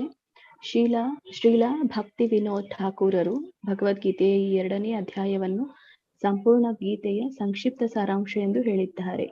ಭಗವದ್ಗೀತೆಯಲ್ಲಿ ಕರ್ಮಯೋಗ, ಜ್ಞಾನಯೋಗ ಮತ್ತು ಭಕ್ತಿಯೋಗಗಳು ಮುಖ್ಯ ಅಧ್ಯಯನದ ವಿಷಯಗಳು. 2ನೆಯ ಅಧ್ಯಾಯದಲ್ಲಿ ಕರ್ಮಯೋಗ ಮತ್ತು ಜ್ಞಾನಯೋಗವನ್ನು ಸ್ಪಷ್ಟವಾಗಿ ಚರ್ಚಿಸಲಾಗಿದೆ ಮತ್ತು ಸಂಪೂರ್ಣ ಅಧ್ಯಾಯದ ಸಾರಾಂಶವಾಗಿ ಭಕ್ತಿ ಯೋಗದ ಒಂದು ಸಮೀಕ್ಷೆಯನ್ನು ಸಹ ನೀಡಲಾಗಿದೆ. ಹರಿ ಕೃಷ್ಣ ಪ್ರಭು. ಈ 2ನೇ ಅಧ್ಯಾಯ ಇದು ಭಗವದ್ಗೀತಾ ಸಾರ ಸಂಗ್ರಹ ಅಂತ ಹೇಳಿ ಹೇಳ್ತಾರೆ. ಇದನ್ನ ಸಾಂಖ್ಯ ಯೋಗ ಅಂತ ಕೂಡ ಕರೀತಾರೆ. ಭಗವದ್ಗೀತೆಯನ್ನ ನಾವು ಸಂಪೂರ್ಣವಾಗಿ ಅರ್ಥ ಮಾಡಿಕೊಳ್ಳಲಿಕ್ಕೆ ಈ 2ನೇ ಅಧ್ಯಾಯವನ್ನು ಓದಿದ್ರು ಕೂಡ ಸಾಧ್ಯ ಆಗ್ತದೆ. ಇದರಲ್ಲಿ ಎಲ್ಲ ಸಾರಾಂಶ ಇದೆ. ಇದರಲ್ಲಿ ಕರ್ಮ ಇದೆ, ಇದರಲ್ಲಿ ಜ್ಞಾನ ಇದೆ, ಇದರಲ್ಲಿ ಭಕ್ತಿ ಇದೆ, ಎಲ್ಲ ವಿಚಾರಗಳನ್ನು ಕೂಡ ಇಲ್ಲಿ ಹೇಳಿದ್ದಾರೆ. ಇದನ್ನ ಭಕ್ತಿ ವಿನೋದ್ ಠಾಕೂರರು, ನಮ್ಮ ಆಚಾರ್ಯರು, ಪರಂಪರೆಯಲ್ಲಿ ಬರುವಂತಹ ಆಚಾರ್ಯರು, ಇವರು ನಮಗೆ ತಿಳಿಸಿಕೊಟ್ಟಿದ್ದಾರೆ. ಈಗ ಮೊದಲ 10 ಶ್ಲೋಕಗಳಲ್ಲಿ ಅರ್ಜುನನು ಶ್ರೀಕೃಷ್ಣನಿಗೆ ಶರಣಾಗತನಾಗಿದ್ದಾನೆ. ಆಮೇಲೆ ಅರ್ಜುನನ ಮೊದಲ ವಾದವನ್ನ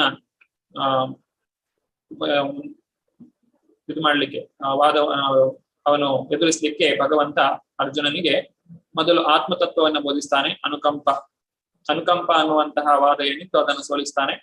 ಆಮೇಲೆ ಕರ್ಮಕಾಂಡವನ್ನ ಸೋಲಿಸ್ಲಿಕ್ಕೆ ಅಥವಾ ಈ ಒಂದು ಆನಂದವಿಲ್ಲ ಅನ್ನುವಂತಹ ವಿಚಾರವನ್ನು ಹೇಳುವುದಕ್ಕೋಸ್ಕರ ಭಗವಂತ ಕರ್ಮಕಾಂಡ ವಿಚಾರಗಳನ್ನ ತಿಳಿಸಿ ಅರ್ಜುನನಿಗೆ ಬೋಧಿಸ್ತಾನೆ. ಆಮೇಲೆ ಕರ್ಮಕಾಂಡಕ್ಕಿಂತ ಉತ್ತಮವಾದದ್ದು ಈ ಬುದ್ಧಿಯೋಗ ಅಥವಾ ಕರ್ಮಯೋಗ ಅಂತ ಹೇಳುವ ಮೂಲಕ ಪಾಪದ ಪ್ರತಿಕ್ರಿಯೆಯಿಂದ ಹೇಗೆ ತಾನು ಪಾರಾಗಬಹುದು ಅಂತ ಹೇಳಿ ಹೇಳ್ತಾನೆ. ಇನ್ನು ಮುಂದಿನ ವಾರ ನಾವು ಸ್ಥಿತಧೀರ್ ಮುನಿ, ಆ ಒಂದು ಸ್ಥಿತಪ್ರಜ್ಞನ ಲಕ್ಷಣಗಳನ್ನ 54ರಿಂದ 72ನೇ ಶ್ಲೋಕದವರೆಗೆ ನೋಡ್ಲಿಕ್ಕಿದ್ದೇವೆ. ಈಗ ತಮಗೆಲ್ಲರಿಗೂ ಕೂಡ ಒಂದು ಕೆಲಸ, ಇಲ್ಲಿ ನಾನು ಗ್ರೂಪ್ ಏನು ಮಾಡುವುದಿಲ್ಲ. ನೀವು ಯಾರೆಲ್ಲ ಇದರ ಬಗ್ಗೆ ಮಾತನಾಡ್ತಿರೋ ದಯವಿಟ್ಟು ಕೈ ಮೇಲೆತ್ತಿ. ಪ್ರತ್ಯವಾಯೋ ನ ವಿದ್ಯತೆ. ಈಗ ನಾವು ಭಕ್ತಿಯನ್ನ ಮಾಡುವಾಗ ಇದು 2ನೇ ಅಧ್ಯಾಯದ 40ನೇ ಶ್ಲೋಕ. ನೇಹಾಭಿಕ್ರಮನಾಶೋಸ್ತಿ ಪ್ರತ್ಯವಾಯೋ ನ ವಿದ್ಯತೆ ಸ್ವಲ್ಪ ಮುಕ್ತಸ್ಯ ಧರ್ಮಸ್ಯ ತ್ರಾಯತೆ ಮಹತೋ ಭಯ. ಭಕ್ತಿಯನ್ನ ಮಾಡಿದ್ರೆ ಅದರಲ್ಲಿ ನಷ್ಟ ಇಲ್ಲ. ಅಥವಾ ಇನ್ನೊಂದು ಶ್ಲೋಕ, ವ್ಯವಸಾಯಾತ್ಮಿಕ ಬುದ್ಧಿ. ಯಾರು ಈ ವ್ಯವಸಾಯವನ್ನ ಮಾಡ್ತಾರೆ ಅಥವಾ ಈ ಒಂದು ಭಕ್ತಿ ಚಟುವಟಿಕೆಯನ್ನ ಮಾಡ್ತಾರೆ, ಇಲ್ಲಿ ವ್ಯವಸಾಯ ಅಂತ ಹೇಳಿದ್ರೆ ಒಂದು ಸರಿಯಾದಂತಹ ನಿರ್ದೇಶನದಲ್ಲಿ, ಗುರುವಿನ ಮಾರ್ಗದರ್ಶನದಲ್ಲಿ ಭಕ್ತಿ ಕಾರ್ಯವನ್ನ ಮಾಡುವುದು, ಅಂತಹ ಒಂದು ಕಾರ್ಯ. ವ್ಯವಸಾಯಾತ್ಮಿಕ ಬುದ್ಧಿ ಏಕೇಹ ಕುರುನಂದನ ಬಹುಶಾಖಾಹಿ ಅನಂತಾಶ್ಚ ಬುದ್ಧಯೋ ಅವ್ಯವಸಾಯಿನ. ಇದರ ಬಗ್ಗೆ ನೀವು ಯಾವ್ದಾದ್ರು ಒಂದು ವಿಚಾರದ ಬಗ್ಗೆ 1 ನಿಮಿಷಗಳ ಕಾಲ ಮಾತನಾಡಬಹುದು. ತಮಗೆ 1 ನಿಮಿಷಗಳ ಕಾಲ ಸಮಯಾವಕಾಶ ಇರ್ತದೆ. ರಿಪೀಟ್ ಮಾಡೋದು ಬೇಡ. ಪಾಯಿಂಟ್ಸ್ ಏನಾದ್ರು ಇದ್ರೆ ನೀವು ಕೈ ಮೇಲೆ ಎತ್ತಬಹುದು, ಇಲ್ಲ ಅಂತ ಹೇಳಿದ್ರೆ ಕೈ ಮೇಲೆ ಎತ್ತುವ ಅಗತ್ಯ ಇಲ್ಲ. ಈಗ ಸದ್ಯ ಮೊದಲು ಯಾರೆಲ್ಲ ಮಾತನಾಡ್ತಾರೋ ದಯವಿಟ್ಟು ಕೈ ಮೇಲೆ ಎತ್ತಿ. ನಮಿತಾ ಮಾತಾಜಿ.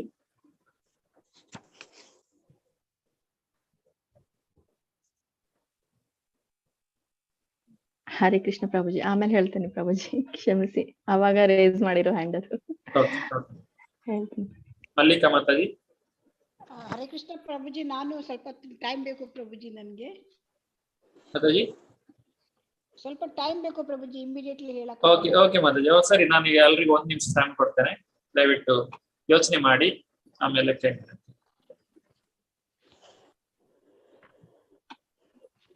ಒಂದು ಸಲ ನೀವು ಭಾವಾರ್ಥ ಅನುವಾದವನ್ನು ನೋಡ್ಕೊಳ್ಳಿ, ಆಮೇಲೆ ನಾವು ಇದ್ರ ಬಗ್ಗೆ ಚರ್ಚೆ ಮಾಡೋಣ. 1 ನಿಮಿಷ, ತುಂಬಾ ಏನು ವಿಸ್ತೃತವಾದಂತಹ ಚರ್ಚೆಯನ್ನು ಇರೋದಿಲ್ಲ, ಸಂಕ್ಷಿಪ್ತವಾಗಿ.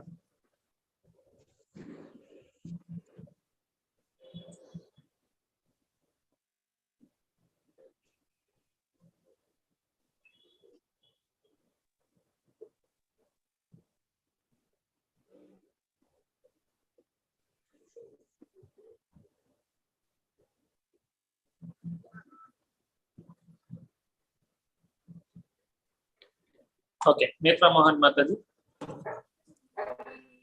ಹರೇ ಕೃಷ್ಣ ಪ್ರಭುಜಿ. ನಾನು ಇದು ಪ್ರತ್ಯವಾಯೋನ ವಿದ್ಯತೆ ಅದ್ರ ಬಗ್ಗೆ 1-2 ಮಾತನ್ನ ಹೇಳಲಿಕ್ಕೆ ಇಚ್ಛೆ ಪಡ್ತೇನೆ ಪ್ರಭುಜಿ. ಅಂದ್ರೆ ಹೇಗೆ ಅಂತಂದ್ರೆ, ನಾವು ಕೃಷ್ಣ ಪ್ರಜ್ಞೆಯಲ್ಲಿ ನೆಲೆಸಿದ್ರೆ ಆ ಒಂದು ದೃಢ ಸಂಕಲ್ಪವೇ ನಮ್ಮ ಜ್ಞಾನಕ್ಕೆ ಒಂದು ಆಧಾರ ಅಂತ ಹೇಳಿ ಪ್ರಭು. ಅಂದ್ರೆ ವಾಸುದೇವಂ ಸರ್ವಂ ಇತಿ ಸ ಮಹಾತ್ಮಃ ದುರ್ಲಭ. ಅಂದ್ರೆ ಕೃಷ್ಣ ಪ್ರಜ್ಞೆಯಲ್ಲಿರುವವರು ಅಂದ್ರೆ ಅವರು ಎಲ್ಲ ಒಂದು ಕಾರಣಗಳಿಗೆ, ಅಂದ್ರೆ ಈಗ ನಾವು ಮಾತಾಜಿ ಅವರು ಹಾಗೆ ಹೇಳ್ದಂಗೆ ಗಿಡಕ್ಕೆ ನೀರು ಎರೆದ್ರೆ ಸಾಕು ಪ್ರಭುಜಿ, ಅದು ಎಲ್ಲಾ ಒಂದು ಕೊಂಬೆಗಳಿಗೆ ಅದು ಸಪ್ಲೈ ಆಗುತ್ತೆ. ಹಾಗೆ ನಾವು ಕೃಷ್ಣ ಪ್ರಜ್ಞೆಯನ್ನ ಮಾಡಿದರೆ ಸಾಕು, ನಾವು ಎಲ್ಲಾ ಒಂದು ದೇವತೆಗಳಿಗೆ ಎಲ್ಲಾ ಒಂದು ಆಚರಣೆಯನ್ನು ಮಾಡುವಂತಹ ಒಂದು ಸಮನಕ್ಕೆ ಬರುತ್ತೆ ಅಂತ ಹೇಳಿ ಪ್ರಭುಜಿ. ಈ ಒಂದು ಪಾಯಿಂಟ್ ಅನ್ನು ಹೇಳಲಿಕ್ಕೆ ಇಚ್ಛೆ ಪಟ್ಟೆ. ಹರೇ ಕೃಷ್ಣ, ಧನ್ಯವಾದ ಪ್ರಭುಜಿ. ಹರೇ ಕೃಷ್ಣ. ಮುನಿರಾಜ್ ಪ್ರಭು, ಹರೇ ಕೃಷ್ಣ. ಹೊಸದಾಗಿ ಏನಾದ್ರು ಪಾಯಿಂಟ್ಸ್ ಇದ್ರೆ ಹೇಳಿ, ಅಥವಾ ಬೇರೆ ವಿಚಾರ ವ್ಯವಸಾಯಾತ್ಮಕ ಬುದ್ಧಿಯ ಬಗ್ಗೆ ಮಾತಾಡ್ತೀವಿ. ಎಸ್ ಪ್ರಭು. ಮುನಿರಾಜ್ ಪ್ರಭು, ಈ ಮೈಕ್ರೋಫೋನ್ ಏನೋ ಪ್ರಾಬ್ಲಮ್ ಇದೆ ಅನ್ಸುತ್ತೆ, ಅವಾಗ್ಲೂ ಆಗ್ಲಿಲ್ಲ.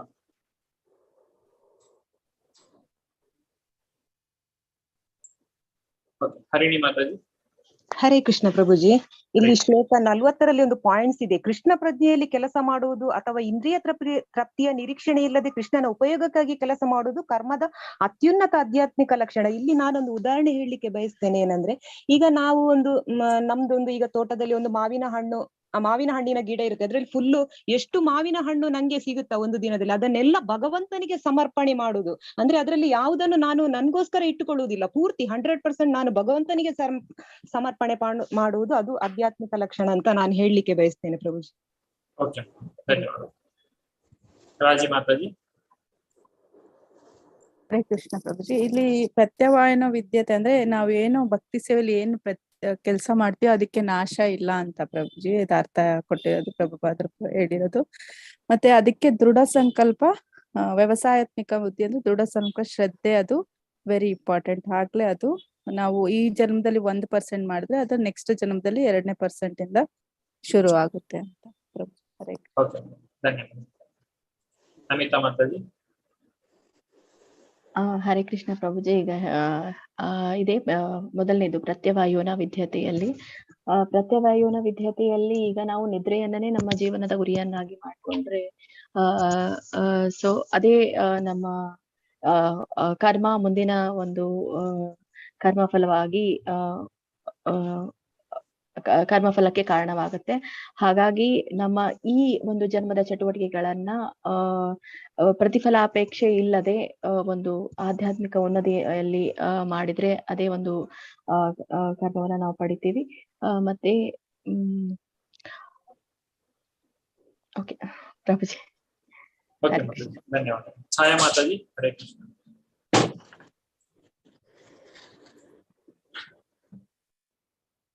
ಹರೇ ಕೃಷ್ಣ ಪ್ರಭುಜಿ.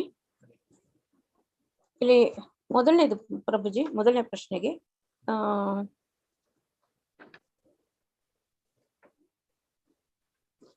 ಪತ್ರವಾಯು ಅಂದ್ರೆ ಕುಗ್ಗುವಿಕೆ, ನಾವಿದ್ಯತೆ ಅನ್ನೋದು ಇಲ್ಲ ಅಂತ. ನಾವು ಯಾವುದೇ ಕೆಲಸ ಕಾರ್ಯಗಳು ದೇಹದೊಂದಿಗೆ ಅಂತ್ಯವಾಗುತ್ತದೆ. ಯಾವುದೇ ಕೆಲಸ ಕಾರ್ಯಗಳು ಪರಿಣಾಮಗಳು ಎಲ್ಲವೂ ದೇಹದೊಂದಿಗೆ ಅಂತ್ಯವಾಗುತ್ತದೆ. ಆದರೆ ಕೃಷ್ಣ ಪ್ರಜ್ಞೆಯಲ್ಲಿ ಮಾಡಿದ ಕೆಲಸ ಮನುಷ್ಯನ ದೇಹವು ನಷ್ಟವಾದ ಅನಂತರವೂ ಅವನನ್ನು ಕೃಷ್ಣ ಪ್ರಜ್ಞೆಗೆ ಕೊಂಡೊಯ್ಯುತ್ತದೆ ಅಂತ. ಇಲ್ಲಿ ವ್ಯವಸಾಯಾತ್ಮಿಕ ಬುದ್ಧಿ ಅಂತಂದಾಗ ನಾವು ಕರ್ತವ್ಯಗಳಲ್ಲಿ ನಿರತರಾಗಿರುವಾಗ ಸಂಸಾರದ ತಾಪತ್ರಯಗಳು ಸಂಪ್ರದಾಯಗಳು, ಮಾನವ ಕುಲ ಅಥವಾ ರಾಷ್ಟ್ರೀಯತೆ ಇಂಥ ಐಹಿಕ ಜಗತ್ತಿನ ಕರ್ತವ್ಯಗಳ ಕೆಲಸ ಮಾಡಬೇಕಾಗಿಲ್ಲ. ಇಂದಿನ ಒಳ್ಳೆಯ ಅಥವಾ ದುಷ್ಟ ಕಾರ್ಯಗಳಿಗೆ ವ್ಯಕ್ತಿಯು ತೋರುವ ಪ್ರತಿಕ್ರಿಯೆಗಳ ಫಲವೇ ಫಲಾಪೇಕ್ಷೆಯಾದ ಕರ್ಮ. ಮನುಷ್ಯನು ಕೃಷ್ಣ ಪ್ರಜ್ಞೆಯಲ್ಲಿ ಜಾಗೃತನಾಗಿರುವಾಗ ತನ್ನ ಕರ್ಮ ಫಲಗಳ ಒಳ್ಳೆಯ ಫಲಗಳಿಗಾಗಿ ಶ್ರಮಿಸಬೇಕಾಗಿಲ್ಲ. ಧನ್ಯವಾದ. ಧನ್ಯವಾದ. ಬೇರೆಯವರು ಏನೋ ಹೊಸ ಪಾಯಿಂಟ್ಸ್ ಇದ್ರೆ ಕೈ ಮೇಲೆ ಎತ್ತಿ, ಇಲ್ಲಾಂದ್ರೆ ಪರವಾಗಿಲ್ಲ, ನಾವು ಮುಂದುವರಿಸೋಣ. ಶೈಲಾ ಮಾತಾಜಿ. ಹರೇ ಕೃಷ್ಣ ಪ್ರಭುಜಿ. ಇಲ್ಲಿ ನಾನು ವ್ಯವಸಾಯಾತ್ಮಕ ಬುದ್ಧಿಯ ಬಗ್ಗೆ ಮಾತಾಡ್ತೀನಿ. ಹರೇ ಕೃಷ್ಣ. ಇಲ್ಲಿ ಕೃಷ್ಣ ವ್ಯವಸಾಯಾತ್ಮಕ ಬುದ್ಧಿ ಅಂದಾಗ ಅಚಲವಾದ ದೃಢ ಸಂಕಲ್ಪ ಬೇಕು ಕೃಷ್ಣನಲ್ಲಿ ಅನ್ನೋದು ಮುಖ್ಯವಾಗಿ ಕಂಡು ಬರ್ತದೆ. ಯಾಕೆಂದ್ರೆ ನಮ್ದು ಎಲ್ಲ ಇದಕ್ಕೂ ಕಾರಣ ಕರ್ಮನೇ. ನಾವು ಕರ್ಮ ಏನೋ ಕೆಟ್ಟದ್ ಕರ್ಮ ಮಾಡಿರ್ತೀವಿ, ಅದನ್ನೆಲ್ಲ ಪರಿಹಾರ ಮಾಡ್ಕೊಳ್ಳೋಣ ಅನ್ಬಿಟ್ಟು ಯಾವುದೇ ಸಾಮಾಜಿಕ ಸೇವೆಗಳಲ್ಲಿ ತೊಡಗೋದು, ಮರ ನೆಡೋದಾಗಿರ್ಬೋದು, ಅಥವಾ ಅನಾಥರಿಗೆ ಸಹಾಯ ಮಾಡೋದು, ವೃದ್ಧರಿಗೆ ಸಹಾಯ ಮಾಡೋದು, ಈ ತರದ್ರಲ್ಲಿ ತೊಡ್ಕೊಂಡಿರ್ತೀವಿ.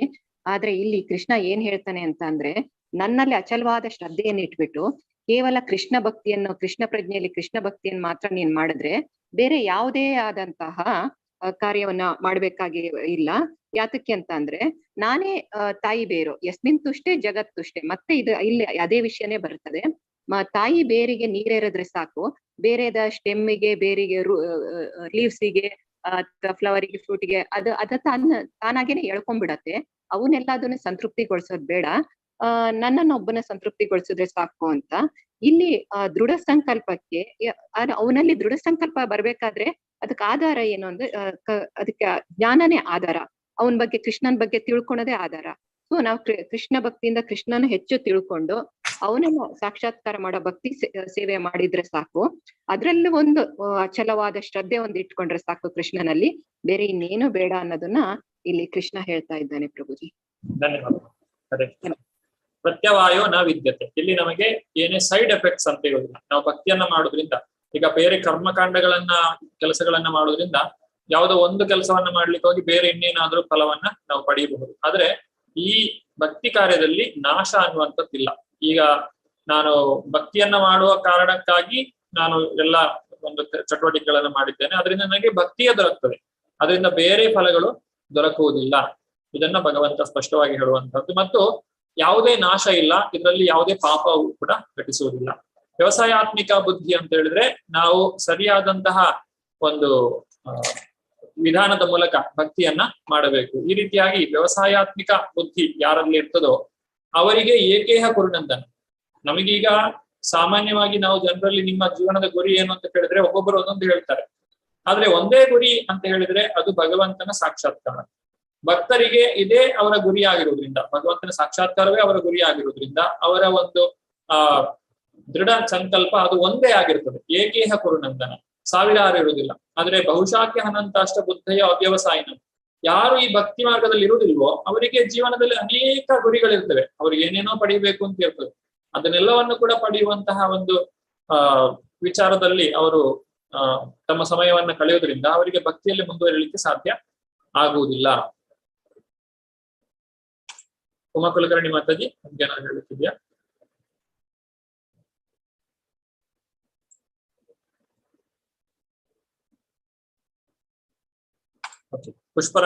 ಪುಷ್ಪಾಂಜಲಿ ಮಾತಾಜಿ. ಹರೇ ಕೃಷ್ಣ. ಹರೇ ಕೃಷ್ಣ ಪ್ರಭುಜಿ. ನಾನು ಒಂದ್ ಪಾಯಿಂಟ್ ಆಡ್ ಮಾಡಕ್ಕೆ ಇಷ್ಟಪಡ್ತೀನಿ. ಶ್ಲೋಕ 40ನಲ್ಲಿ ಕೃಷ್ಣ ಪ್ರಜ್ಞೆಯಲ್ಲಿ 1% ಕೆಲಸ ಮಾಡಿದರೂ ಅದು ಶಾಶ್ವತವಾದ ಪರಿಣಾಮವನ್ನು ನೀಡುತ್ತದೆ ಅಂತ. ಅದು ಎಕ್ಸಾಂಪಲ್ ಚಾರಿಟಿ. ನೀವು ಚಾರಿಟಿಯಾಗಿ ಏನಾದ್ರೂ ಒಂದು ಕೃಷ್ಣನ ಒಂದು ಕೃಷ್ಣನಿಗೋಸ್ಕರ ಅಂತ ಏನಾದ್ರೂ ಮಾಡಿದ್ರೆ ಅದು ಖಂಡಿತವಾಗಿಯೂ ನೀವು ಏನಾದ್ರೂ ಮಾಡಿದ್ರೆ ಅದರ 100ರಷ್ಟು ಫಲ ನಮ್ಗೆ ಸಿಗುತ್ತೆ. ಅದೇ ತರ ಇಲ್ಲಿ ಇನ್ನೊಂದು ಎಕ್ಸಾಂಪಲ್ ಕೊಟ್ ಮಾಡಿದ್ದಾರೆ. ಅಜಮಿಳ ಅವನು ತನ್ನ ಕರ್ತವ್ಯನ ಮುಂಚೆ ಹೇಗ್ ಮಾಡಿದ್ದ ಅಂತ ಹೇಳಿದ್ರೆ, ಕೊನೆಗೆ ಅವನು ಸಾಯುವ ಪರಿಸ್ಥಿತಿಯಲ್ಲಿ ತನ್ನ ಮಗನಿಗೆ ಭಗವಂತನ ಹೆಸರನ್ನೇ ಇಟ್ಟಿರ್ತಾರೆ. ಸೊ ಆಕ್ಚುಲಿ ತನ್ನ ಮಗನ್ನ ಅವಾಗವಾಗ ಅವರು ನೆನೆಸ್ಕೊಳ್ತಾ ಇರ್ತಾರೆ. ಅದರಿಂದ ಅವನು ಮೋಕ್ಷ ಕೂಡ ಪಡಿತಾನೆ ಪ್ರಭುಜಿ. ಧನ್ಯವಾದಗಳು. ಹರೇ ಕೃಷ್ಣ. ಮುನಿರಾಜ್ ಪ್ರಭು, ಹರೇ ಕೃಷ್ಣ.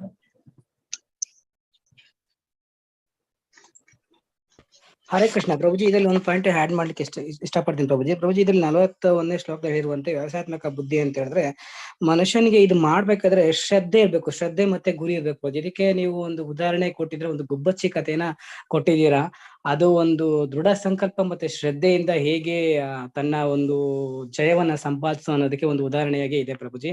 ಹಾಗೆ ನಾವು ಕೃಷ್ಣ ಪ್ರಜ್ಞೆಯಲ್ಲಿ ವ್ಯವಸಾಯ ಮಾಡ್ಬೇಕಾದ್ರೆ ಒಂದು ರೈತ ಹೇಗೆ ಒಂದು ಶ್ರದ್ಧೆ ಭಕ್ತಿ ಒಂದು ಅಚಲವಾದ ನಂಬಿಕೆಯಿಂದ ಮಳೆ ಬರುತ್ತೆ ಬರಲ್ಲ ಅನ್ನೋ ಒಂದು ಇದು ಇಲ್ಲದೆ ಮಳೆ ಬರುತ್ತೆ ಅನ್ನೋ ಒಂದು ನಂಬಿಕೆಯಿಂದಾನೇ ಒಂದು ವ್ಯವಸಾಯನ ಸ್ಟಾರ್ಟ್ ಮಾಡ್ತಾನೆ.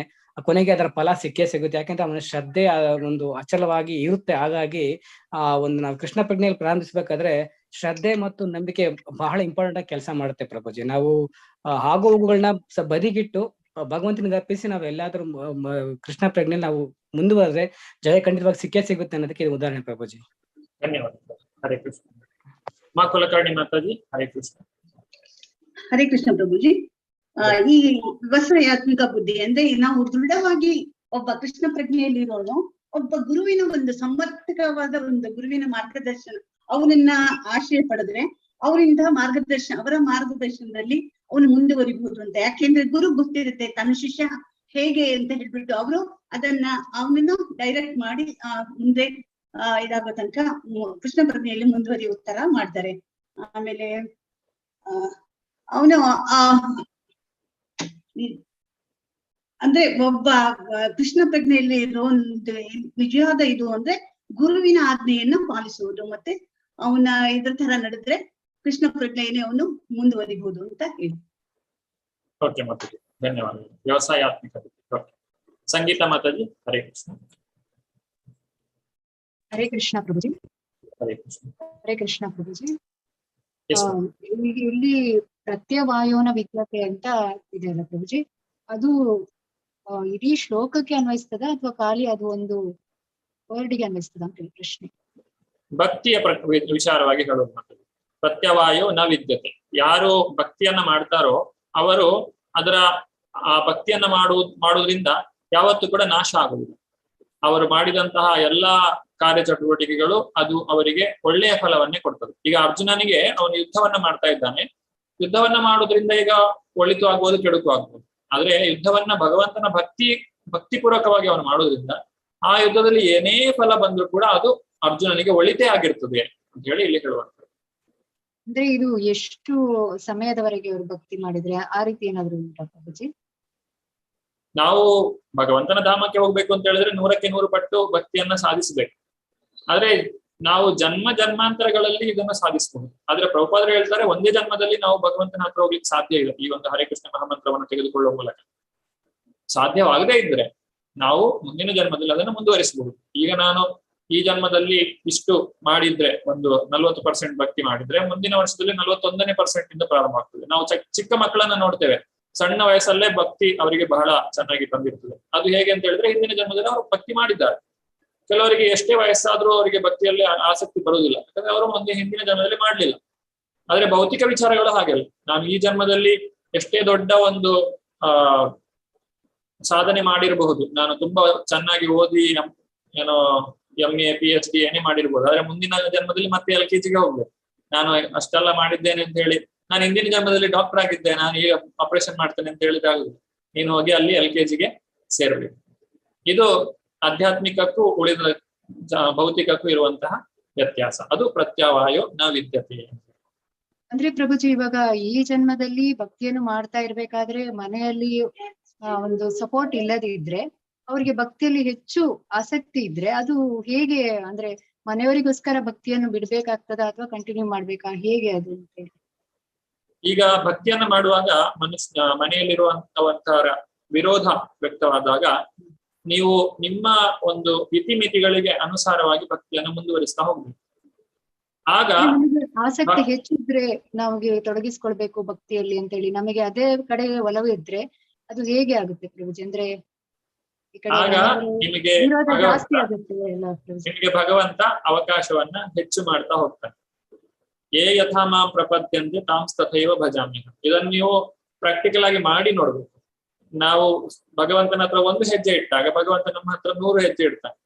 ಈಗ ನಿಮಗೆ ಭಕ್ತಿಯನ್ನು ನೀವು ಒಂದೊಂದೇ ಹೆಜ್ಜೆ ಮುಂದುವರಿದ ಹಾಗೆ ನಿಮ್ಮ ಎಲ್ಲಾ ಬಂಧನಗಳು ಬಿಟ್ಟು ಹೋಗುವುದನ್ನು ನೀವು ಕಾಣಬಹುದು. ಆದ್ರೆ ಅವಸರವನ್ನ ಮಾಡಬಾರದು, ಅಥವಾ ಎಲ್ಲವನ್ನು ಕೂಡ ತ್ಯಜಿಸಿ ನಾನು ಹೊರಟು ಬರ್ತೇನೆ ಅಂತ ಹೇಳುವಂಥದ್ದು ಕೂಡ ಸರಿಯಲ್ಲ. ನಾವು ಎಲ್ಲಿ ಇದ್ದೇವೋ ಅಲ್ಲೇ ಇದ್ದುಕೊಂಡು ಭಕ್ತಿಯನ್ನ ನಮ್ಮ ಇತಿಮಿತಿಯೊಳಗೆ ನಾವು ಮುಂದುವರಿಸ್ತಾ ಹೋದಾಗ, ಆ ಭಗವಂತನ ಅನುಗ್ರಹ ಆದಾಗ ಖಂಡಿತ ನಾವು ಭಕ್ತಿಯಲ್ಲಿ ಸಂಪೂರ್ಣವಾಗಿ ತೊಡಗಿಕೊಳ್ಳುವಂತಹ ಅವಕಾಶವನ್ನು ಭಗವಂತ ಕೊಡ್ತಾನೆ. ಯಾಕಂದ್ರೆ ಭಗವಂತನಿಗೆ ಅಸಾಧ್ಯವಾದದ್ದು ಯಾವುದೂ ಇಲ್ಲ. ಈಗ ನಾವು ಇನ್ನೂ ಪರಿಪಕ್ವವಾಗಿಲ್ಲ, ಅದಕ್ಕೋಸ್ಕರ ಭಗವಂತ ನನ್ನನ್ನ ಈ ಒಂದು ಸ್ಥಿತಿಯಲ್ಲಿ ಇಟ್ಟಿದ್ದಾನೆ.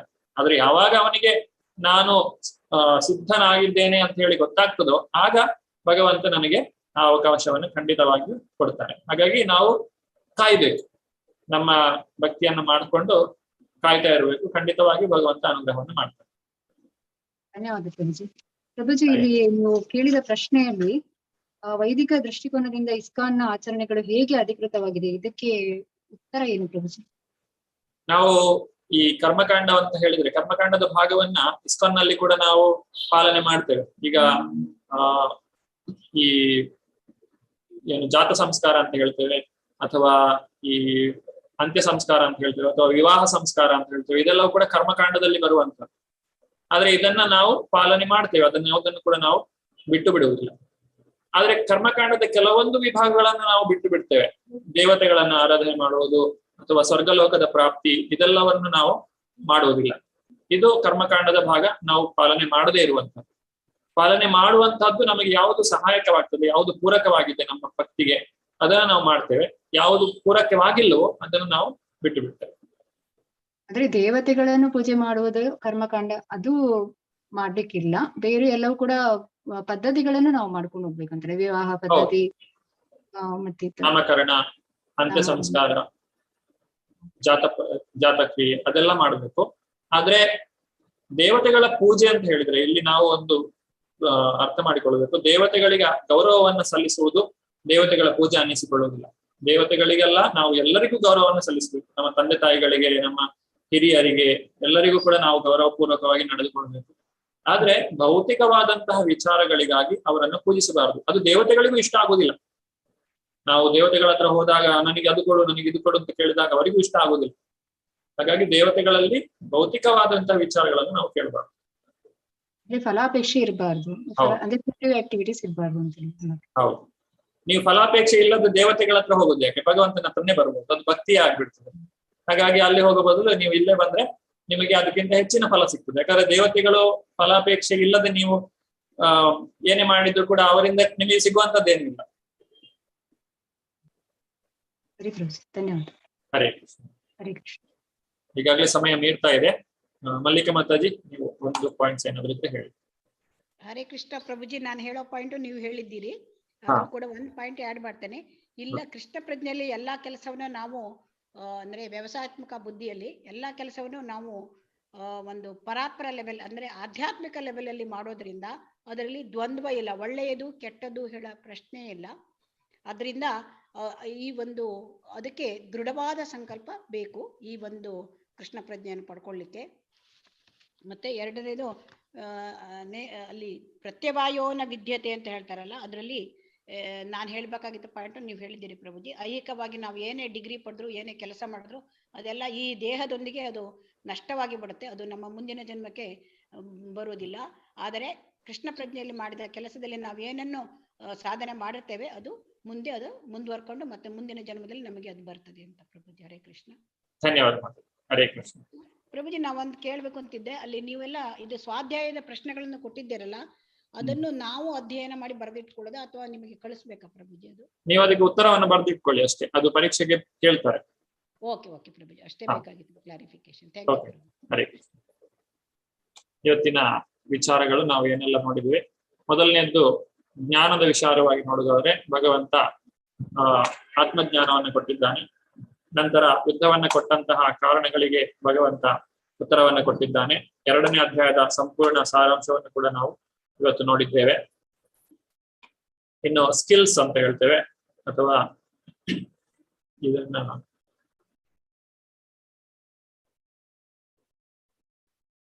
ಮೌಲ್ಯಮಾಪನ, ಭಗವದ್ಗೀತೆಯ ಬೇರೆ ಬೇರೆ ಸಾದೃಶ್ಯಗಳನ್ನ ನಾವು ಉಲ್ಲೇಖನ ಮಾಡಿದ್ದೇವೆ. ನಾವು ಗ್ರೂಪ್ ಚಟುವಟಿಕೆಗಳನ್ನು ಕೂಡ ಮಾಡಿದ್ದೇವೆ. ಆಮೇಲೆ ಕರ್ಮಣ್ಯವಾದಿಕ ವ್ಯವಸ್ಥೆ, ಇದರ ಅರ್ಥವನ್ನು ಕೂಡ ನಾವು ಇದನ್ನು ಸರಿಯಾದ ವಿವರಣೆ ಮತ್ತು ತಪ್ಪಾಗಿ ಹೇಗೆ ಅರ್ಥ ಮಾಡಿಕೊಳ್ಳುತ್ತೇವೆ ಎಂಬುದನ್ನು ಕೂಡ ನೋಡಿದ್ದೇವೆ. ಆಮೇಲೆ ಪ್ರತ್ಯವಾಯವನ ವಿದ್ಯತೆ, ವ್ಯವಸಾಯಾತ್ಮಿಕ ಬುದ್ಧಿ, ಈ 2 ವಿಚಾರಗಳ ಬಗ್ಗೆ ಕೂಡ ನಾವು ಇವತ್ತು ಚರ್ಚೆ ಮಾಡಿದ್ದೇವೆ. ಕೊನೆಯದಾಗಿ ಶಿಲ ಪ್ರಭುಪಾದರು ಹೇಳುವಂತಹ ಮಾತು, ಯಾರಾದ್ರೂ ಓದ್ತೀರಾ?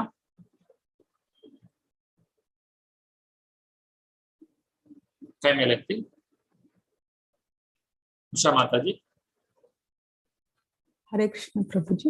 ಭೋಗೈಶ್ವರ್ಯ ಪ್ರಸಕ್ತಾನಾಂ ತಯಾಪಹೃತ ಚೇತಸಾಂ ನಾಗರಿಕತೆಯ ಈ ಭೌತಿಕ ಬೆಳವಣಿಗೆಯು ಬಹಳ ಬೆರಗುಗೊಳಿಸುತ್ತದೆ. ನಿಮ್ಮ ಅಮೆರಿಕನ್ ನಗರಗಳ ರಸ್ತೆ, ನಾವು ರಸ್ತೆಯಲ್ಲಿ ಹಾದು ಹೋಗುವಾಗ ಅದು ತುಂಬಾ ಚೆನ್ನಾಗಿ ಕಾಣುತ್ತದೆ.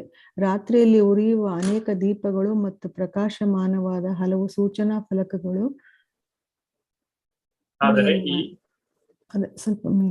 ಆದರೆ ಈ ಭೋಗ ಮತ್ತು ಪ್ರಾರಂಭಿಕ ಸಂಪತ್ತಿಗೆ ಅತಿಯಾಗಿ ಅಂಟಿಕೊಂಡವರಲ್ಲಿ ಮತ್ತು ಇಂತಹ ವಿಷಯಗಳಿಂದ ಚಿತ್ತ ಭ್ರಮಣೆಯಾದವರಲ್ಲಿ ಭಗವಂತನ ಧಾಮಕ್ಕೆ ಹಿಂದಿರುಗುವುದು ದೃಢ ಸಂಕಲ್ಪವು ಇರುವುದಿಲ್ಲ. ಧನ್ಯವಾದಗಳು ಪ್ರಭುಜಿ. ಹರೇ ಕೃಷ್ಣ. ಭೋಗ ಮತ್ತು ಐಶ್ವರ್ಯದ ಹಿಂದೆ ಹೋದವರಿಗೆ ಭಗವಂತನಲ್ಲಿ ದೃಢ ಸಂಕಲ್ಪವು ಉಂಟಾಗುವುದಿಲ್ಲ. ಇಲ್ಲಿಗೆ ನಾವು ಇವತ್ತಿನ ಭಾಗದ ಅಧ್ಯಯನವನ್ನ ಪೂರ್ಣಗೊಳಿಸಿದ್ದೇವೆ. ಮತ್ತೆ ನಾವು ಮುಂದಿನ ವಾರದಲ್ಲಿ ನಮ್ಮ ಅಧ್ಯಯನವನ್ನ ಮುಂದುವರಿಸ್ತೇವೆ. ಯಾರಿಗಾದ್ರೂ ಪ್ರಶ್ನೆಗಳಿದ್ರೆ, ಇವತ್ತಿನ ವಿಚಾರದಲ್ಲಿ ಯಾರಿಗಾದ್ರೂ ಪ್ರಶ್ನೆಗಳಿದ್ರೆ ದಯವಿಟ್ಟು ಕೈ ಮೇಲೆತ್ತಿ ಪ್ರಶ್ನೆಗಳನ್ನ ಕೇಳಬಹುದು.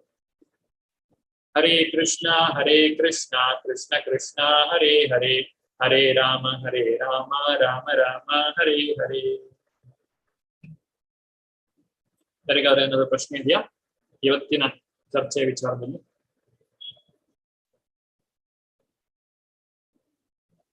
ಓಕೆ, ಯಾರಿಗೆ ಏನು ಪ್ರಶ್ನೆ ಇಲ್ಲ ಅಂತ ಹೇಳಿದ್ರೆ ಇವತ್ತಿನ ಈ ತರಗತಿಗೆ ನಾನು ವಿರಾಮವನ್ನು ಕೊಡ್ತಾ ಇದ್ದೇನೆ. ಮತ್ತೆ ಮುಂದಿನ ಭಾನುವಾರ ಭೇಟಿ ಮಾಡೋಣ. ವಾಂಛಾ ಕಲ್ಪತರುಭ್ಯಶ್ಚ ಕೃಪಾ ಸಿಂಧುಭ್ಯ ಏವ ಚ ಪತಿತಾನಾಂ ಪಾವನೇಭ್ಯೋ ವೈಷ್ಣವೇಭ್ಯೋ ನಮೋ ನಮಃ. ಅನಂತ ಕೋಟಿ ವೈಷ್ಣವ ವೃಂದ ಕಿ ಜೈ. ನಮಾಚಾರ್ಯ ಶ್ರೀ ಹರಿದಾಸ್ ಠಾಕುರ್ ಕಿ ಜೈ. ಧನ್ಯವಾದ.